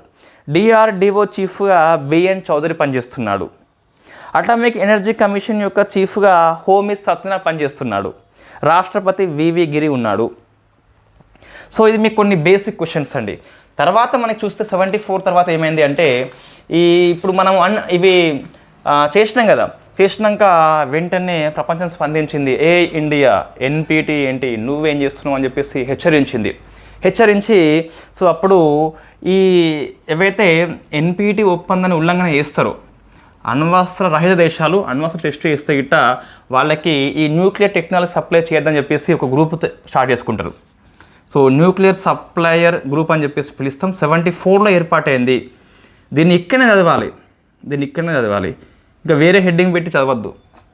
ఇండియా అణు పరీక్షలు అని చెప్పేసి 1 టెస్టు స్మైలింగ్ బుద్ధ అని చెప్పేసి చదవద్దు. అట్లా ఇక్కడే చదువుకుంటేనే ఇది ఎందుకు ఏర్పాటైందంటే ఇండియా యొక్క చర్యకి ఇది ప్రతిచర్య అండి. ప్రపంచ స్పందన ఏంటని చెప్పి చూస్తే NSG న్యూక్లియర్ సప్లయర్ గ్రూప్ అని చెప్పేసి ఏర్పాటు చేస్తారు 1974లో.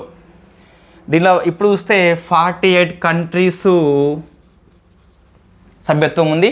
ఇండియా సభ్యత్వం కోరుకుంటుంది, సభ్యత్వం వస్తలేదు. NPT మీద సైన్ చేస్తేనే NSG సభ్యత్వము ఇచ్చే అవకాశం ఉంటుంది.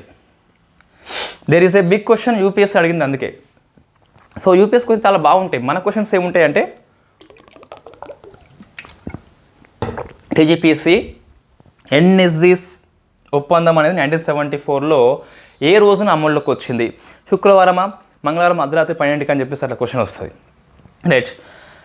వై ఎన్ఎస్జీ అంటే ఇండియా టెస్ట్ చేసింది కాబట్టి స్పందించి ఎన్ఎస్జీ వచ్చింది. ఇక్కడ ఎన్ఎస్జీలో ఇండియా సభ్యత్వం ఉందా? సభ్యత్వం కోరుకుంటుంది. వై? బికాస్ టెక్నాలజీ అవసరం కాబట్టి న్యూక్లియర్ది కోరుకుంటుంది. సభ్యత్వం లేదు. ఎందుకు లేదు అంటే ఎన్పిటి సైన్ చేయలేదు. ఎన్పిటి సైన్ చేస్తే వస్తుందా అంటే ఆటోమేటిక్గా రాదండి. సో అది ప్రశ్న వచ్చింది. ఎన్పిటి మీద సంతకం చేస్తే ఆటోమేటిక్గా ఎన్ఎస్జీ సభ్యత్వం వస్తుంది. అట్లా రాదు. సభ్యత్వం కోసం అప్లికేషన్ పెడితేనే వస్తుంది. ఆటోమేటిక్గా రాదు. బట్ రావాలంటే సంతకం తప్పనిసరి. బట్ ఇండియా ఏమంటుంది? మేము నో ఫస్ట్ యూజ్ పాలసీ అని చెప్పేసి 2003లో అమల్లోకి తెచ్చుకున్నాము. 1999లో మేము డాక్ట్రైన్ డ్రాఫ్ట్ అని చెప్పేసి రూపొందించుకున్నాము. కాబట్టి మేము ఎలా దాడి చేయం కదా ఏమంటుంది. సో చైనా అపోజ్ చేస్తుంది. అమెరికా కొన్నిసార్లు మనకి హెల్ప్ కూడా చేసింది. రష్యా హెల్ప్ చేస్తుంది ఇచ్చేందుకు. చైనా అపోజ్ చేయడం జరిగింది. అది మనకు ఏది చైనా కారణంగా ఎన్ఎస్జీ మనకు వస్తలేదు. సో నెక్స్ట్ తర్వాత మనకు 1985లో అండి. 1985లో ఇరాన్ వచ్చేసి ఈ రసాయన దాడి చేస్తుంది. అప్పుడు వెంటనే మనకి ఈ ఆస్ట్రేలియా గ్రూప్ అని చెప్పేసి ఏర్పాటు చేసుకుంటాం. సో ఆస్ట్రేలియా గ్రూప్ అనేది ఒక ఇన్ఫార్మల్ గ్రూప్ అండి. It is not inter governmental group. ఇది ఈ రసాయన మరియు జీవ సంబంధ దాడుల యొక్క నియంత్రణ కోసం అని చెప్పేసి పనిచేస్తుంది. ఎందుకు ఏర్పడిందని మనకు ఇరాక్ అండి. ఇరాక్ యొక్క కెమికల్ దాడి ఫలితంగానే ఏర్పాటు చేసుకున్నాం 85లో. నెక్స్ట్ జర్నీ చూస్తే మనకి 6th వచ్చేసి 1996లో. సో వసేనర్ అని చెప్పేసి ఒక ప్రాంతం పేరు మనకి అరేంజ్మెంట్ అని చెప్పేసి పిలుస్తాం. సో ఇది కూడా ఈ న్యూక్లియర్ ఫ్యూయల్ యొక్క కంట్రోల్ కోసం అని చెప్పేసి పనిచేస్తుంది. ఇక్కడ చూస్తే మన ఇండియా ఎప్పుడు సభ్యత్వం తీసుకున్నది అంటే 2017లో తీసుకున్నది. ఈ ఆస్ట్రేలియా గ్రూప్ లోపల 42nd కంట్రీగా జాయిన్ అయింది. సో ఆస్ట్రేలియా కదా 2014 జాయిన్ అయింది. 43rd కంట్రీగా జాయిన్ అయింది. ఇప్పటికీ ఆస్ట్రేలియా గ్రూప్ లోపల 43 దేశాలు ఉన్నాయి. లాస్ట్ వచ్చేసి ఇండియా. నెక్స్ట్ చూస్తే మనకి వాసెనర్ అని చెప్పేసి ఒక వాసెనర్ అరేంజ్మెంట్ అని చెప్పేసి పిలుస్తాం. ఇది మనకి కెనడాలో ఉన్న నెదర్లాండ్లో ఉన్న ప్రాంతం పేరండి మనకిది. సో ఇండియా కూడా సభ్యత్వం తీసుకుందా? తీసుకుని 2017లో 42nd కంట్రీగా జాయిన్ కావడము జరిగింది.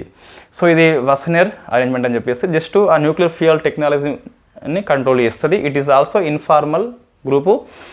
2023-24 గాను ఇండియా ఈ గ్రూప్కి హెడ్గా వ్యవహారం చేసింది. అది current affairs question.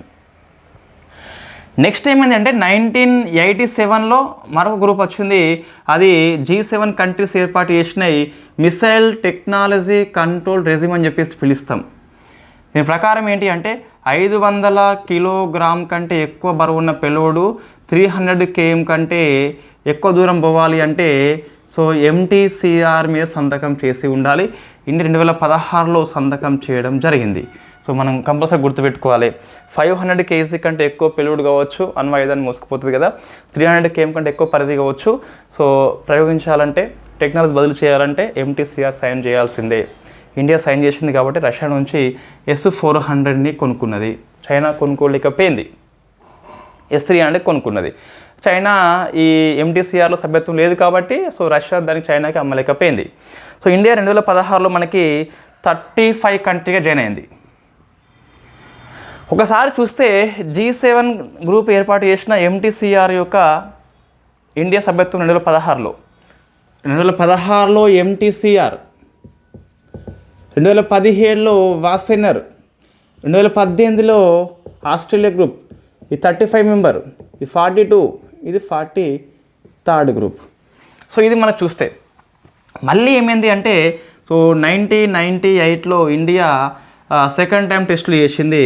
Vajpayee PM టైంలో మే 11 ఆపరేషన్ శక్తి అని చెప్పేసి మే 11 ఆ పేరు పెట్టి సో ఒక ఫ్యూజన్ బాంబు 2 ఫ్యూజన్ బాంబులు వేసిండ్లు. మొత్తం 3 టెస్టులు చేసిండ్లు.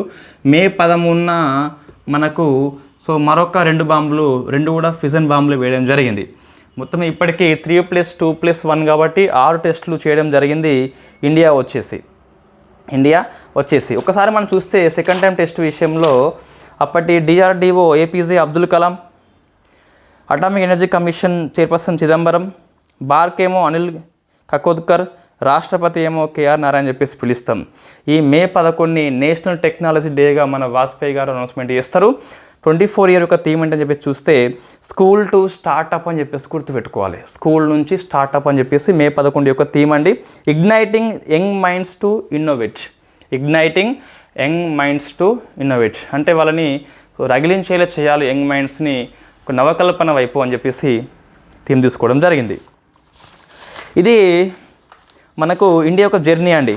ఇంకా చూస్తే ఇంకోటి మిస్ అయింది మనకు CTBT అని చెప్పేసి పిలుస్తాం. కాంప్రహెన్సివ్ టెస్ట్ బ్యాన్ ట్రీటీ అని చెప్పేసి 1996లో ఇది అమల్లోకి వచ్చింది. కానీ అంటే సైంతకాల కోసం ఓపెన్ చేసినాం కానీ ఇంతవరకు అమల్లోకి రాలేదు. వై? బికాస్ 44 కంట్రీస్ ఆమోదిస్తేనే అమల్లోకి వస్తుంది. 44 కంట్రీస్ ఆమోదించలేదు కాబట్టి అమల్లోకి రాలేదు. ఇండియా సైన్ అయితే చేయలేదు.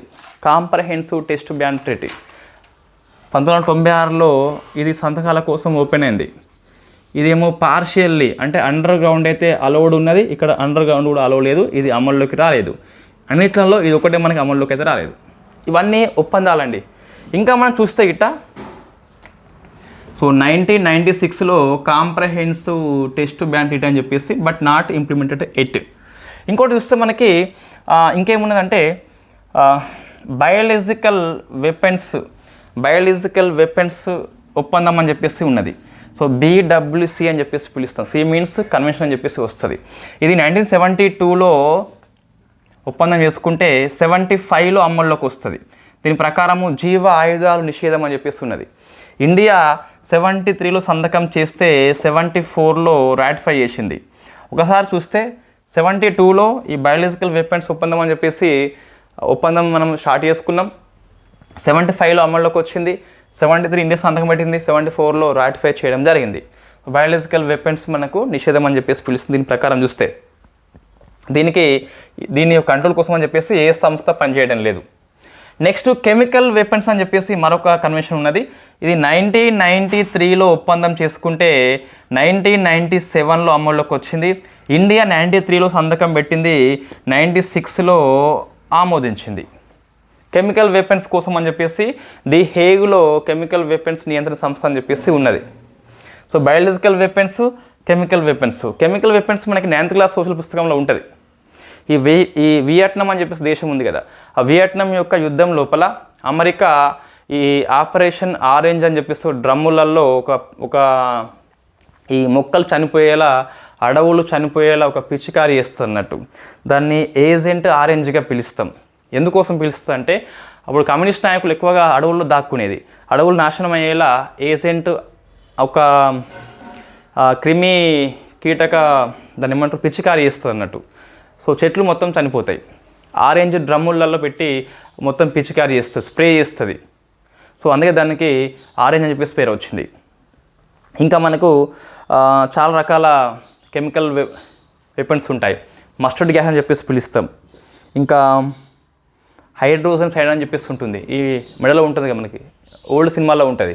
వీళ్ళని పట్టుకోగానే అది నోట్లో కొరికేస్తే రక్తం కక్కుని చచ్చిపోవడం జరుగుతుంది. సో అటువంటి మనకి కెమికల్ వెపన్స్గా పిలుస్తాం అన్నట్టు. 72లో సంతకం చేస్తే 75లో అమల్లోకి వచ్చింది. 93లో స్టార్ట్ చేస్తే 97లో అమల్లోకి వచ్చింది. ఇండియా 93, 96 అని చెప్పేసి ఇది రాటిఫై చేసిన ఇయర్, ఇదేమో సంతకం పెట్టిన ఇయర్. 73, 74 అని చెప్పేస్తుంది. సో నెక్స్ట్ అండి ఇంకేమున్నాయి మనకి చూస్తే గిట్ట. అండ్ ఫైనలీ లాస్ట్కి పోతే అణు విపత్తులు అని చెప్పేసి ఉన్నాయండి. అణు విపత్తులు అంటే సో న్యూక్లియర్ వేస్టేజ్ అని చెప్పేసి కొన్నిసార్లు మనకి విపత్తు లెవెల్లో ఇబ్బంది కల్పిస్తుంది అన్నట్టు. సో వెరీ ఫేమస్ చెర్నోబిల్ దుర్ఘటన 1986లో ఏప్రిల్ 26న సో చెర్నోబిల్ అని చెప్పేసి నమోదైంది. ఈ జపాన్ లోపల 2011లో మార్చి మాసం లోపల ఫుకుషిమా అని చెప్పేసి ఆ సునామీ కారణంగా ఈ పవర్ ప్లాంట్ ధ్వంసమైంది. నెక్స్ట్ ఇంకోటి 3 మైల్ ఐలాండ్ అని చెప్పేసి అమెరికా లోపల 1979లో వచ్చింది. ఇవన్నీ ఫేమస్ విపత్తులు అండి. Chernobyl 86 April 26, 3 mile island America 79లో, జపాన్లో ఉన్న ఫుకుషిమా అని చెప్పేసి 2011 మార్చి అని చెప్పేసి గుర్తుపెట్టుకోవాలి. అయితే ఈ అణు విపత్తుల యొక్క నిర్వహణ అనేది IAEA చూసుకుంటుంది. ఇంటర్నేషనల్ లెవెల్లో మన ఇండియాలో AERB అని చెప్పేసి ఉంటుంది. అటామిక్ ఎనర్జీ రెగ్యులేషన్ బోర్డ్ అని చెప్పేసి పిలుస్తాం. ఇది అటామిక్ ఎనర్జీ కమిషన్ కింద రాష్ట్రపతి యొక్క ప్రకటన ద్వారా ఏర్పాటు కావడం జరిగింది. ప్రశ్న వస్తుంది ఇది కూడా. సో ఇంకేమున్నాయండి? సో మనకి అయిపోయింది కంప్లీట్గా. ఒకసారి చూస్తే అంతర్జాతీయ అంశాలని చెప్పేసి కరెంట్ అఫైర్స్ ఇవి ఓన్లీ. సో ఒకసారి చూద్దాం, రివ్యూ చేద్దాం ఇంకేమేమైనాయి. సో ఫస్ట్ న్యూక్లియర్ జర్నీ అని చెప్పేసి ఉన్నది, కంప్లీట్గా అయిపోయింది. నెక్స్ట్ రీసెర్చ్ రియాక్టర్స్ అయిపోయినాయి. విచిత్ర సంలీనం అయిపోయింది. కొన్ని బేసిక్స్ పాయింట్స్ ఉన్నాయి. యురేనియం అని చెప్పేసి ఈ పిచ్ బ్లెండ్ ధాతువు రూపంలో కనిపిస్తుంది. ఎల్లో కేక్గా ఫేమస్. నిక్షేపాలు ఎక్కువగా మనకి జార్ఖండ్లో కనిపిస్తున్నాయి. ఓకే, ఇదంతా మీకు థోరియం వచ్చేసి ధాతువు మోనోజైట్ అని చెప్పేసి పిలుస్తాం. కేరళలో వెరీ ఫేమస్ అది. థోరియం నిల్వలు ఎక్కువ ఉన్నది ఏపీ అండి, ఏపీ అని చెప్పేసి. ప్లూటోనియం ఎక్కడ ఉంది? కుర్తిలో దొరుకుతుంది మనకు అది. ఇంకోటి మీకు క్రిటికాలిటీ అని చెప్పేసి కొన్ని పదాలు కనిపిస్తాయి మన న్యూస్ పేపర్ లోపల. క్రిటికాలిటీ అంటే ఏం లేదండి, జస్ట్ ఒక సైంటిఫిక్ వర్డ్ ఇది. ఒక న్యూక్లియర్ రియాక్టర్ వచ్చేసి పని చేస్తుంది అని చెప్పడానికి వర్డ్ క్రిటికాలిటీగా పిలుస్తాం. యురేనియం ఉంది కదా, సో న్యూట్రాన్తో మనం ఢీకొంటే ఇది 2 కేంద్రకాలుగా విడిపోతుంది. ఒక 3 న్యూట్రాన్స్ వస్తాయి కదా, ప్లస్ ఒక శక్తి వస్తుంది కదా. ఈ రెండింటిని మనము అబ్జర్వ్ చేసుకుంటాం కంట్రోల్ రాడ్స్తోని, బోరాన్ కాడ్మియం కావచ్చు. ఈ న్యూట్రాన్ మరొకసారి దీంతో ఢీకొనాలి, మళ్ళీ సేమ్ ఇది కంటిన్యూ కావాలి compulsory. Chain reaction but uncontrolled కదా. సో ఇట్లా అవుతేనే క్రిటికాలిటీ అచీవ్మెంట్గా మనము తీసుకుంటాం అన్నట్టు. మొన్న మనకి కాకరపర ఇది అచీవ్మెంట్ అయింది, అందుకే మనకి వార్తల్లో వచ్చింది అది. సో నెక్స్ట్ థోరియం డిస్కస్ చేసినాం మనం, ఆల్రెడీ పవర్ ప్లాంట్స్ డిస్కస్ చేసినాము. ఫస్ట్ న్యూక్లియర్ ఎనర్జీ సమ్మిట్ అని చెప్పేసి మనకి బ్రసెల్స్, సో బెల్జియంలో ఉంటుంది కదా, సో బ్రసెల్స్ అని చెప్పేసి హోస్ట్ చేసింది ఫస్ట్ న్యూక్లియర్ ఎనర్జీ సమ్మిట్ అని చెప్పేసి పిలుస్తాం. నెక్స్ట్ న్యూక్లియర్ అగ్రిమెంట్స్, సో మనం డిస్కస్ చేసినాం ఆల్రెడీ. నెక్స్ట్ చూస్తే సో ఇండియా కొన్ని ఒప్పందాలు చూస్తే 1, 2, 3 ఒప్పందం అనేది ఇండియా అమెరికా మధ్య. సో మన ఫస్ట్ ఒప్పందం న్యూక్లియర్ విషయంలో ఫ్రాన్స్తో 2008లో మనం చేసుకోవడం జరిగింది. సేమ్ ఒప్పందాలు మనకి రష్యాతో ఉన్నది, మంగోలియాతో ఉన్నది, నమీబియా, ఆస్ట్రేలియా అని చెప్పేసి చాలా ఒప్పందాలు మనకు కనిపిస్తున్నాయి. ఓకే అండి. ఇంకోటి ఈ joint comprehensive plan of action అని చెప్పేస్తున్నది. సో జాయింట్ ఇవన్నీ కరెంట్ అఫైర్స్ అండి. ఇక మీకు కాన్సెప్ట్ మొత్తం అయిపోయింది, కరెంట్ అఫైర్స్ చెప్తున్నా. 24 year joint comprehensive plan of action అని చెప్పేసి ఇది P5+ ఇరాన్ చర్చలు అండి. అంటే మనకు ఇది వియన్నా లోపల ఇరాన్ అనేది న్యూక్లియర్ వెపన్స్ కలిగి ఉన్న దేశంగా అనుమానం ఉన్నది. న్యూక్లియర్ వెపన్స్ తయారు చేసుకోకుండా ఈ P5 countries, power of 5 countries, veto powers ఉన్నాయి కదా, అవి ఇరాన్తో డిస్కషన్ చేస్తున్నాయి. అదే GCOP అని చెప్పి పిలుస్తాం. దీని నుంచి మొన్న అమెరికా తప్పుకున్నది. సో అమెరికా తిరిగి వచ్చేలా చర్చల పేరే వియన్నా టాక్స్ అని చెప్పేసి పిలుస్తాం. ఈ జాయింట్ కాంప్రహెన్సివ్ ప్లాన్ ఆఫ్ యాక్షన్లో అమెరికా తిరిగి వచ్చేలా చర్చలో పాల్గొనేలా చేసే టాక్స్ పేరు, చర్చల పేరు వియన్నా అని చెప్పేసి పిలుస్తాం. నెక్స్ట్ జర్మనీ అనేది తన యొక్క న్యూక్లియర్ యొక్క ప్లాంట్స్ మొత్తాన్ని మూసిపడేసింది అండి. Germany not nuclear weapon state, nuclear technology కలిగి ఉన్నది అయినప్పటికీ కూడా అన్ని పవర్ ప్లాంట్స్ మూసిపడేసింది. సో ఇది ఐరోపాలో మనకి చివరి కంట్రీ అని చెప్పేసి పిలుస్తాం, ఇలా చేసిన చివరి కంట్రీ. సో మనం గుర్తుపెట్టుకోవాలి కంపల్సరీ. అవి ఏప్రిల్ 16న 2023లో మూసివేయడం జరిగింది. నెక్స్ట్ న్యూ స్టార్ట్, ఇవన్నీ కరెంట్ అఫైర్సే.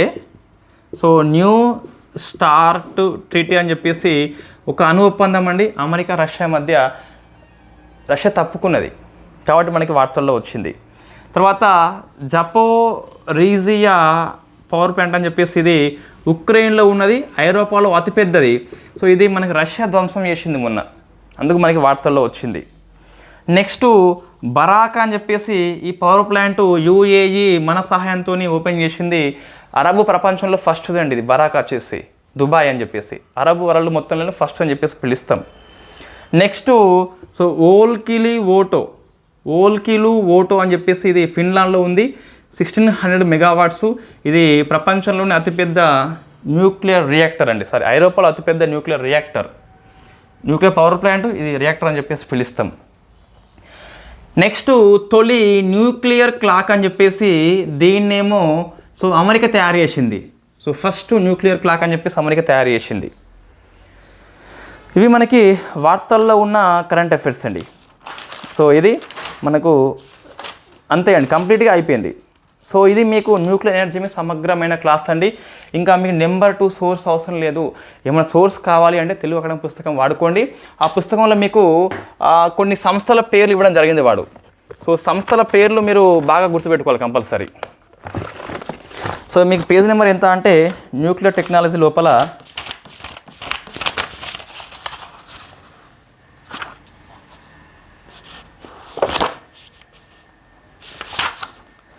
Page number 311. సో 311లో ఉన్నటువంటి ఏవైతే ఉన్నాయో సో ఒకసారి అవి చూసుకోండి. దాంతోపాటు అణుశక్తి ఉపయోగాలు ఉంది కదా, సో 311 పేజీలో ఉంది అది కూడా. సో ఒకసారి చూసుకోండి. ఇవి అంటే ఏ సంస్థ ఎక్కడ హెడ్ క్వార్టర్ ఉందని చెప్పి చూసుకోండి. ఓకే. సో ఇండియాలో ఫస్ట్ది తారాపూర్ అండి. రాజస్థాన్లోని మీకు తెలుగు పుస్తకంలో ఈ రాజస్థాన్ చెప్పేసి ఉంది కదా, సో రావత్ బాడ్ అని చెప్పేసి పిలుస్తాం. బట్ అది అమల్లోకి రాలేదు. అది అక్కడ నిర్మిత ప్లాన్ చేసింది. కానీ ఫస్ట్ వచ్చేసి తారాపూరే, మహారాష్ట్ర. సో ఇంకోటి ఏదో మనం మిస్ అవుతుందండి. ఏంటిదంటే ఈ రేడియో ఐసోటోప్ అని చెప్పేసి ఉంది కదా, అది ఒక్కటి చూస్తే మనకి అయిపోతుందండి. సో రేడియో ఐసోటోప్ అని చెప్పేస్తుంది.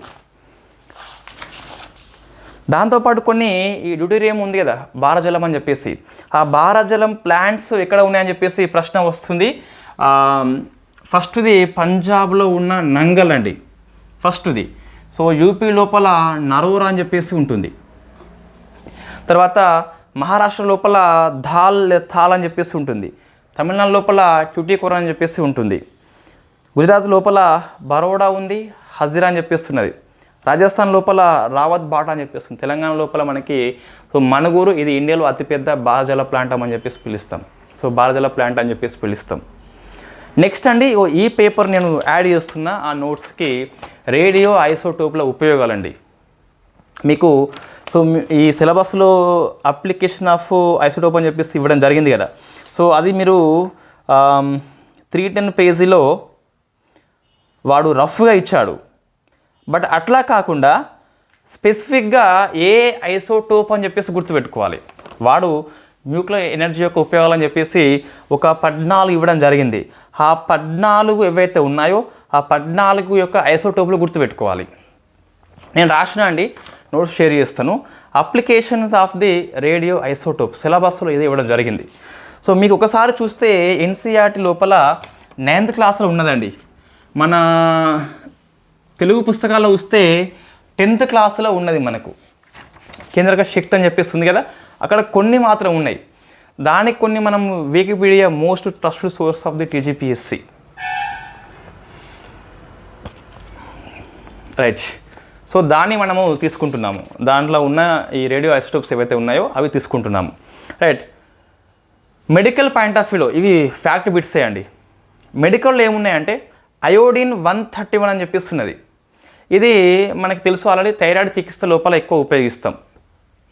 నెక్స్ట్ కోబాల్ట్ 60 అని చెప్పేస్తున్నది, ఇది క్యాన్సర్ లోపల ఉపయోగిస్తాం. నెక్స్ట్ టెక్నీషియం 90 అని చెప్పేస్తున్నది, గుర్తుపెట్టుకోవాలని కంపల్సరీ. సో టెక్నీషియము 90 అని చెప్పేస్తున్నది. సో దీంట్లో మెడికల్ ఇమేజింగ్ అంటే మనకు సో ఈ సిటీ స్కానింగ్ అంటే మనకు చూపిస్తున్నట్టు గుండె కావచ్చు మేడుగా చూపిస్తుంది మనకు. ఇది మన పుస్తకాల్లో లేదు. ఈ రవి పి అగ్రహారి అని చెప్పేసి ఈ పుస్తకంలో ఉన్నది, చాలా బాగా ఉంటుంది మీకు పుస్తకము. మీ 75 మార్కుల సిలబస్ ఏదైతే ఉందో ఆ 75 మార్కుల కోసం అని చెప్పేసి ఈ పుస్తకము, ఇంకోటి PMFIS అని చెప్పేసి పర్యావరణ పుస్తకం ఏదైతే ఉందో సో ఆ పుస్తకము రెండు చదివితే మీకు సిలబస్ అనేది బాగా కవర్ అవుతుందండి.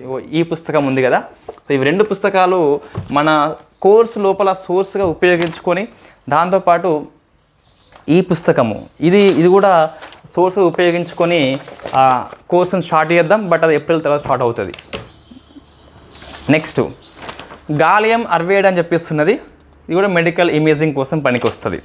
ఫాస్ఫరస్ 32 అండి, లుకేమియా క్యాన్సర్ అని చెప్పేసి వైట్ బ్లడ్ సెల్స్ కోసం అని చెప్పేసి పనిచేస్తుంది. ఇంకోటి సమరియం 153, స్ట్రాన్సియం 89 అని చెప్పేస్తుంది. రెండింటిని కూడా ఎముకల నొప్పికి చికిత్స కోసం అని చెప్పేసి ఉపయోగిస్తాం. ఇది ఈ పుస్తకంలో ఉన్నది మనకు, రవి పి అగ్రహార్ అని చెప్పేసి. ఏంటిది స్ట్రాన్సియం 89 అట, దాంతోపాటు సమరియం 153 అని చెప్పేసి. ఐరన్ 59 అని చెప్పేసి రక్తంలో ఐరన్ యొక్క పనితీరును కొలుస్తుంది అన్నట్టు. మెగ్నీషియం 29 అండి, మెదడులో ఆ ట్యూమర్స్ని గుర్తిస్తుంది. ఇట్రియం 90 అని చెప్పేసి మనకి లింపోటిడ్ గ్రంథులు ఉంటాయి కదా, అవి వాపుకి నిర్ధారణ చేస్తున్నట్టు. రీఫ్రాక్టరీ లింపోమీ అని చెప్పేస్తుంది ఇక్కడ మీకు. బేరియం 131 అని చెప్పేస్తుంది కదా, అది ఎముకల గడ్డల్ని గుర్తిస్తుంది. థాలియము 201 అని చెప్పేసి రక్త ప్రవాహాన్ని పరిశీలన చేస్తుంది. సోడియం 24 అని చెప్పేసి రక్త ప్రసరణ యొక్క సమస్యల్ని పరిశీలన చేస్తుంది. ఇరిడియము 192 అని చెప్పేసి రొమ్ము క్యాన్సర్ యొక్క చికిత్సలు ఉపయోగిస్తారు. ఇవన్నీ మెడికల్లో రేడియో ఐసోటోప్ అండి. నెక్స్ట్ పారిశ్రామిక రంగం లోపల క్రిప్టాన్ 85 అని చెప్పేసి ఉపయోగిస్తారు. ఈ పేపర్ మరియు ప్లాస్టిక్ యొక్క మందాన్ని అధ్యయనం చేస్తుందట. క్రిప్టాన్ 85 అని చెప్పేసి. వ్యవసాయ రంగం లోపల కోబాల్ట్ 60 అని చెప్పేసి ఇది ఆహారం లోపల ఈ క్రిముల్ని చంపేస్తుంది అన్నట్టు, ఇది ఎక్కువ నిల్వ ఉండేలా చేస్తుంది అన్నట్టు. నెక్స్ట్ ఇంకోటి మనం కరెంట్ అఫైర్స్ లోపల డిస్కస్ చేసినాము, గామా రే అని చెప్పేసి ఈ ఉల్లిగడ్డల యొక్క ఈ షెల్ఫ్ లైఫ్ టైం పెంచుతందుకు మహారాష్ట్ర లోపల ఇరిడియేషన్ అని చెప్పేసి ఉపయోగిస్తున్నాం. సో ఇరిడియేషన్ మీన్స్ దాంట్లో ఉన్న వాటర్ కంటెంట్ని పీల్చుకుంటుంది, గామా కిరణాలు ఉపయోగించి ఆ ఉల్లిగడ్డ అనేది మరింత ఎక్కువ కాలం అయితే పాడవకుండా ఉంటుంది. ఈ కరెంట్ అఫైర్స్ లోపల వచ్చింది మనకి. వై మహారాష్ట్ర అంటే ఉల్లి ఉత్పత్తి మహారాష్ట్ర ఎక్కువ కాబట్టి. ఇంకోటి వ్యవసాయ రంగం లోపల చూస్తే క్లోరిన్ అని చెప్పేస్తుంది కదా, దాన్ని భూగర్భ జలాలు పరిశీలన చేస్తుందట. ఆర్కియాలజీ పాయింట్ ఆఫ్ వ్యూ చూస్తే గిట్ట C14 అండి, శిలాజాల వయస్సు కొలుస్తుంది, కార్బన్ డేటింగ్గా పిలుస్తాం అన్నట్టు. అల్యూమినియం అని చెప్పేసి శిలల వయస్సును కొలుస్తుంది. ఇవన్నీ రేడియో ఐసోటోప్ ఉపయోగాలు. నేను ఇంకొంచెం పేపర్ ఉన్నది, సో ఇంకేమన్నా ఉంటే దాన్ని యాడ్ చేద్దాం. రైట్, ఇది సంపూర్ణ క్లాస్ అండి న్యూక్లియర్ ఎనర్జీ మీద. సో మీకు ఉపయోగపడని చెప్పేసి భావిస్తున్నా. ఇన్ఫ్యాక్ట్ మీకు కనుక నచ్చినట్లయితే లైక్ చేయండి, ఇంకా ఏపీఎస్సీ ఆస్పిరెంట్స్కి షేర్ చేస్తే మరింత మందికి వీడియో పోతే మనకు కొద్దిగా మోటివేషన్ లాగా పనిచేస్తుంది. సో ఇది గుర్తుపెట్టుకోండి. సో నెక్స్ట్ చూస్తే మనము ఇది ఏపీఎస్సీ వాళ్ళకి ఫిబ్రవరి ఎగ్జామ్ ఉంది కదా, ఎకనామిక్ కోర్స్ మనము జనవరి 15కి స్టార్ట్ చేస్తున్నాము. ఈ తక్కువ సమయం లోపల మనం ఆదరాబాదరా కోర్స్ పూర్తి చేయలేము. నాకు ప్లాన్ ఉన్నది. So 5 days class, 6th day నాడు ర్యాపిడ్ రివిజన్ అని చెప్పి షార్ట్ నోట్స్ రాసి షార్ట్ నోట్స్ని చదివిపించి రివిజన్ చేయాలి ర్యాపిడ్గా. నెక్స్ట్ డే ఎగ్జామ్ కదా. సో ఈ మొత్తం మీకు 3 చాప్టర్స్ ఉన్నాయండి, 1, 2, 3 అని చెప్పేసి మీకు 3 చాప్టర్స్ ఉన్నాయి కదా. ఒకవేళ మీరు కోర్స్ తీసుకునే ఉద్దేశం ఉంటే గిట్ట కామెంట్ చేస్తే దాని రెస్పాన్స్ బట్టి మనము చాలామంది ఎక్కువ మంది అడిగింది మనకు ఈ 3rd చాప్టర్లో అగ్రికల్చర్ అండ్ ఇండస్ట్రియల్ సెక్టార్ అని చెప్పేసి సిలబస్లో ఏదైతే ఉందో ఆ సిలబస్లో పేర్కొన్న దాన్ని మీ తెలుగు అకాడమీ, మా తెలుగు అకాడమీ, తర్వాత రమేష్ సింగాని అని చెప్పేసి ఆ 4 పుస్తకాలు మిళితం చేసి డిగ్రీ పుస్తకం 3rd year అని చెప్పేసి ఉంటే ఒక క్లాస్ చేసే ప్రయత్నం చేద్దాం. యాప్ లోపల రెండింటిని మనం పూర్తి చేసే జనవరి 15 స్టార్ట్ అయినా కూడా ఫిబ్రవరి 1st వీక్లో అయిపోతుంది. ఇంకో 15 రోజుల్లో మీరు రివిజన్ చేసుకోవచ్చు, అది మీ ఇంట్రెస్ట్ బట్టి. ఇంకా ఎవరు కూడా ఏమీ ఇంట్రెస్ట్ చూపెట్టకుంటే మేము ఫారెన్ ట్రేడ్తో స్టార్ట్ చేసి పబ్లిక్ ఫైనాన్స్, ఇవి రెండింటి నోట్స్ సంపూర్ణంగా అయిపోయింది, PDF అయిపోయింది. సో ఇవి రెండింటితో స్టార్ట్ చేస్తే కొంచెం చెప్పేటందుకు ఇక్కడ ఎక్కువ విశ్లేషణ ఉంటుంది అండ్ క్లాస్ మంచిగా అనిపిస్తుంది. ఇక్కడ మీకు మనం విషయాన్ని అర్థమయ్యేటట్టు చెప్తాం కానీ బోర్ అనిపిస్తుంది. ఇక్కడ ఈ అగ్రికల్చర్ సెక్టర్ కావచ్చు, ఇండస్ట్రియల్ సెక్టర్ కావచ్చు, గణాంకాలు, MSP, మార్కెటింగ్, ప్రైసింగ్ అని చెప్పేసి సో అట్లా ఉంటుంది. ఇక్కడ కొద్దిగా ఇంట్రెస్టింగ్ ఉంటుంది కాబట్టి ఇది ఫస్ట్ మనం తీసుకుంటాం జనరల్గా. సో బట్ మీ ఇంట్రెస్ట్ ఎక్కువ ఉన్నట్లయితే ఎక్కువ మందికి తీసుకునే ప్రయత్నం చేస్తే గిట్ట సో ఇది మాత్రం పూర్తి చేసే ప్రయత్నం చేస్తా. ఒకవేళ ఒక 100 మంది కనుక వచ్చినట్లయితే, ఒక అంచనా ప్రకారం తీసుకున్నట్లయితే చూద్దాం. రైట్, నెక్స్ట్ S&T లోపల ఏది చేయాలనో యూట్యూబ్లో చేస్తాయి. ఇది S&T ఇప్పుడైతే. సో మీరు అది కామెంట్ చేస్తే మనకు ఫస్ట్ యూనిట్లో ఇంకేమున్నాయండి, ఆల్మోస్ట్ అన్నీ అయిపోయినట్టుగా మనం తీసుకుంటున్నాం.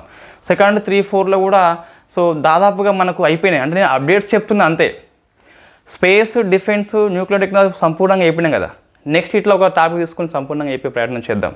సో డిసీజ్ మనకి అండ్ వ్యాక్సిన్ అని చెప్పేస్తుంది, అదన్నా లేకుంటే మీరు ఇంకేమైనా కామెంట్ చేస్తే దాన్నే చేద్దాం. ఏది ఎక్కువ కామెంట్లో వస్తే అది ఎక్కువ చేసే ప్రయత్నం చేద్దాం. Thank you very much.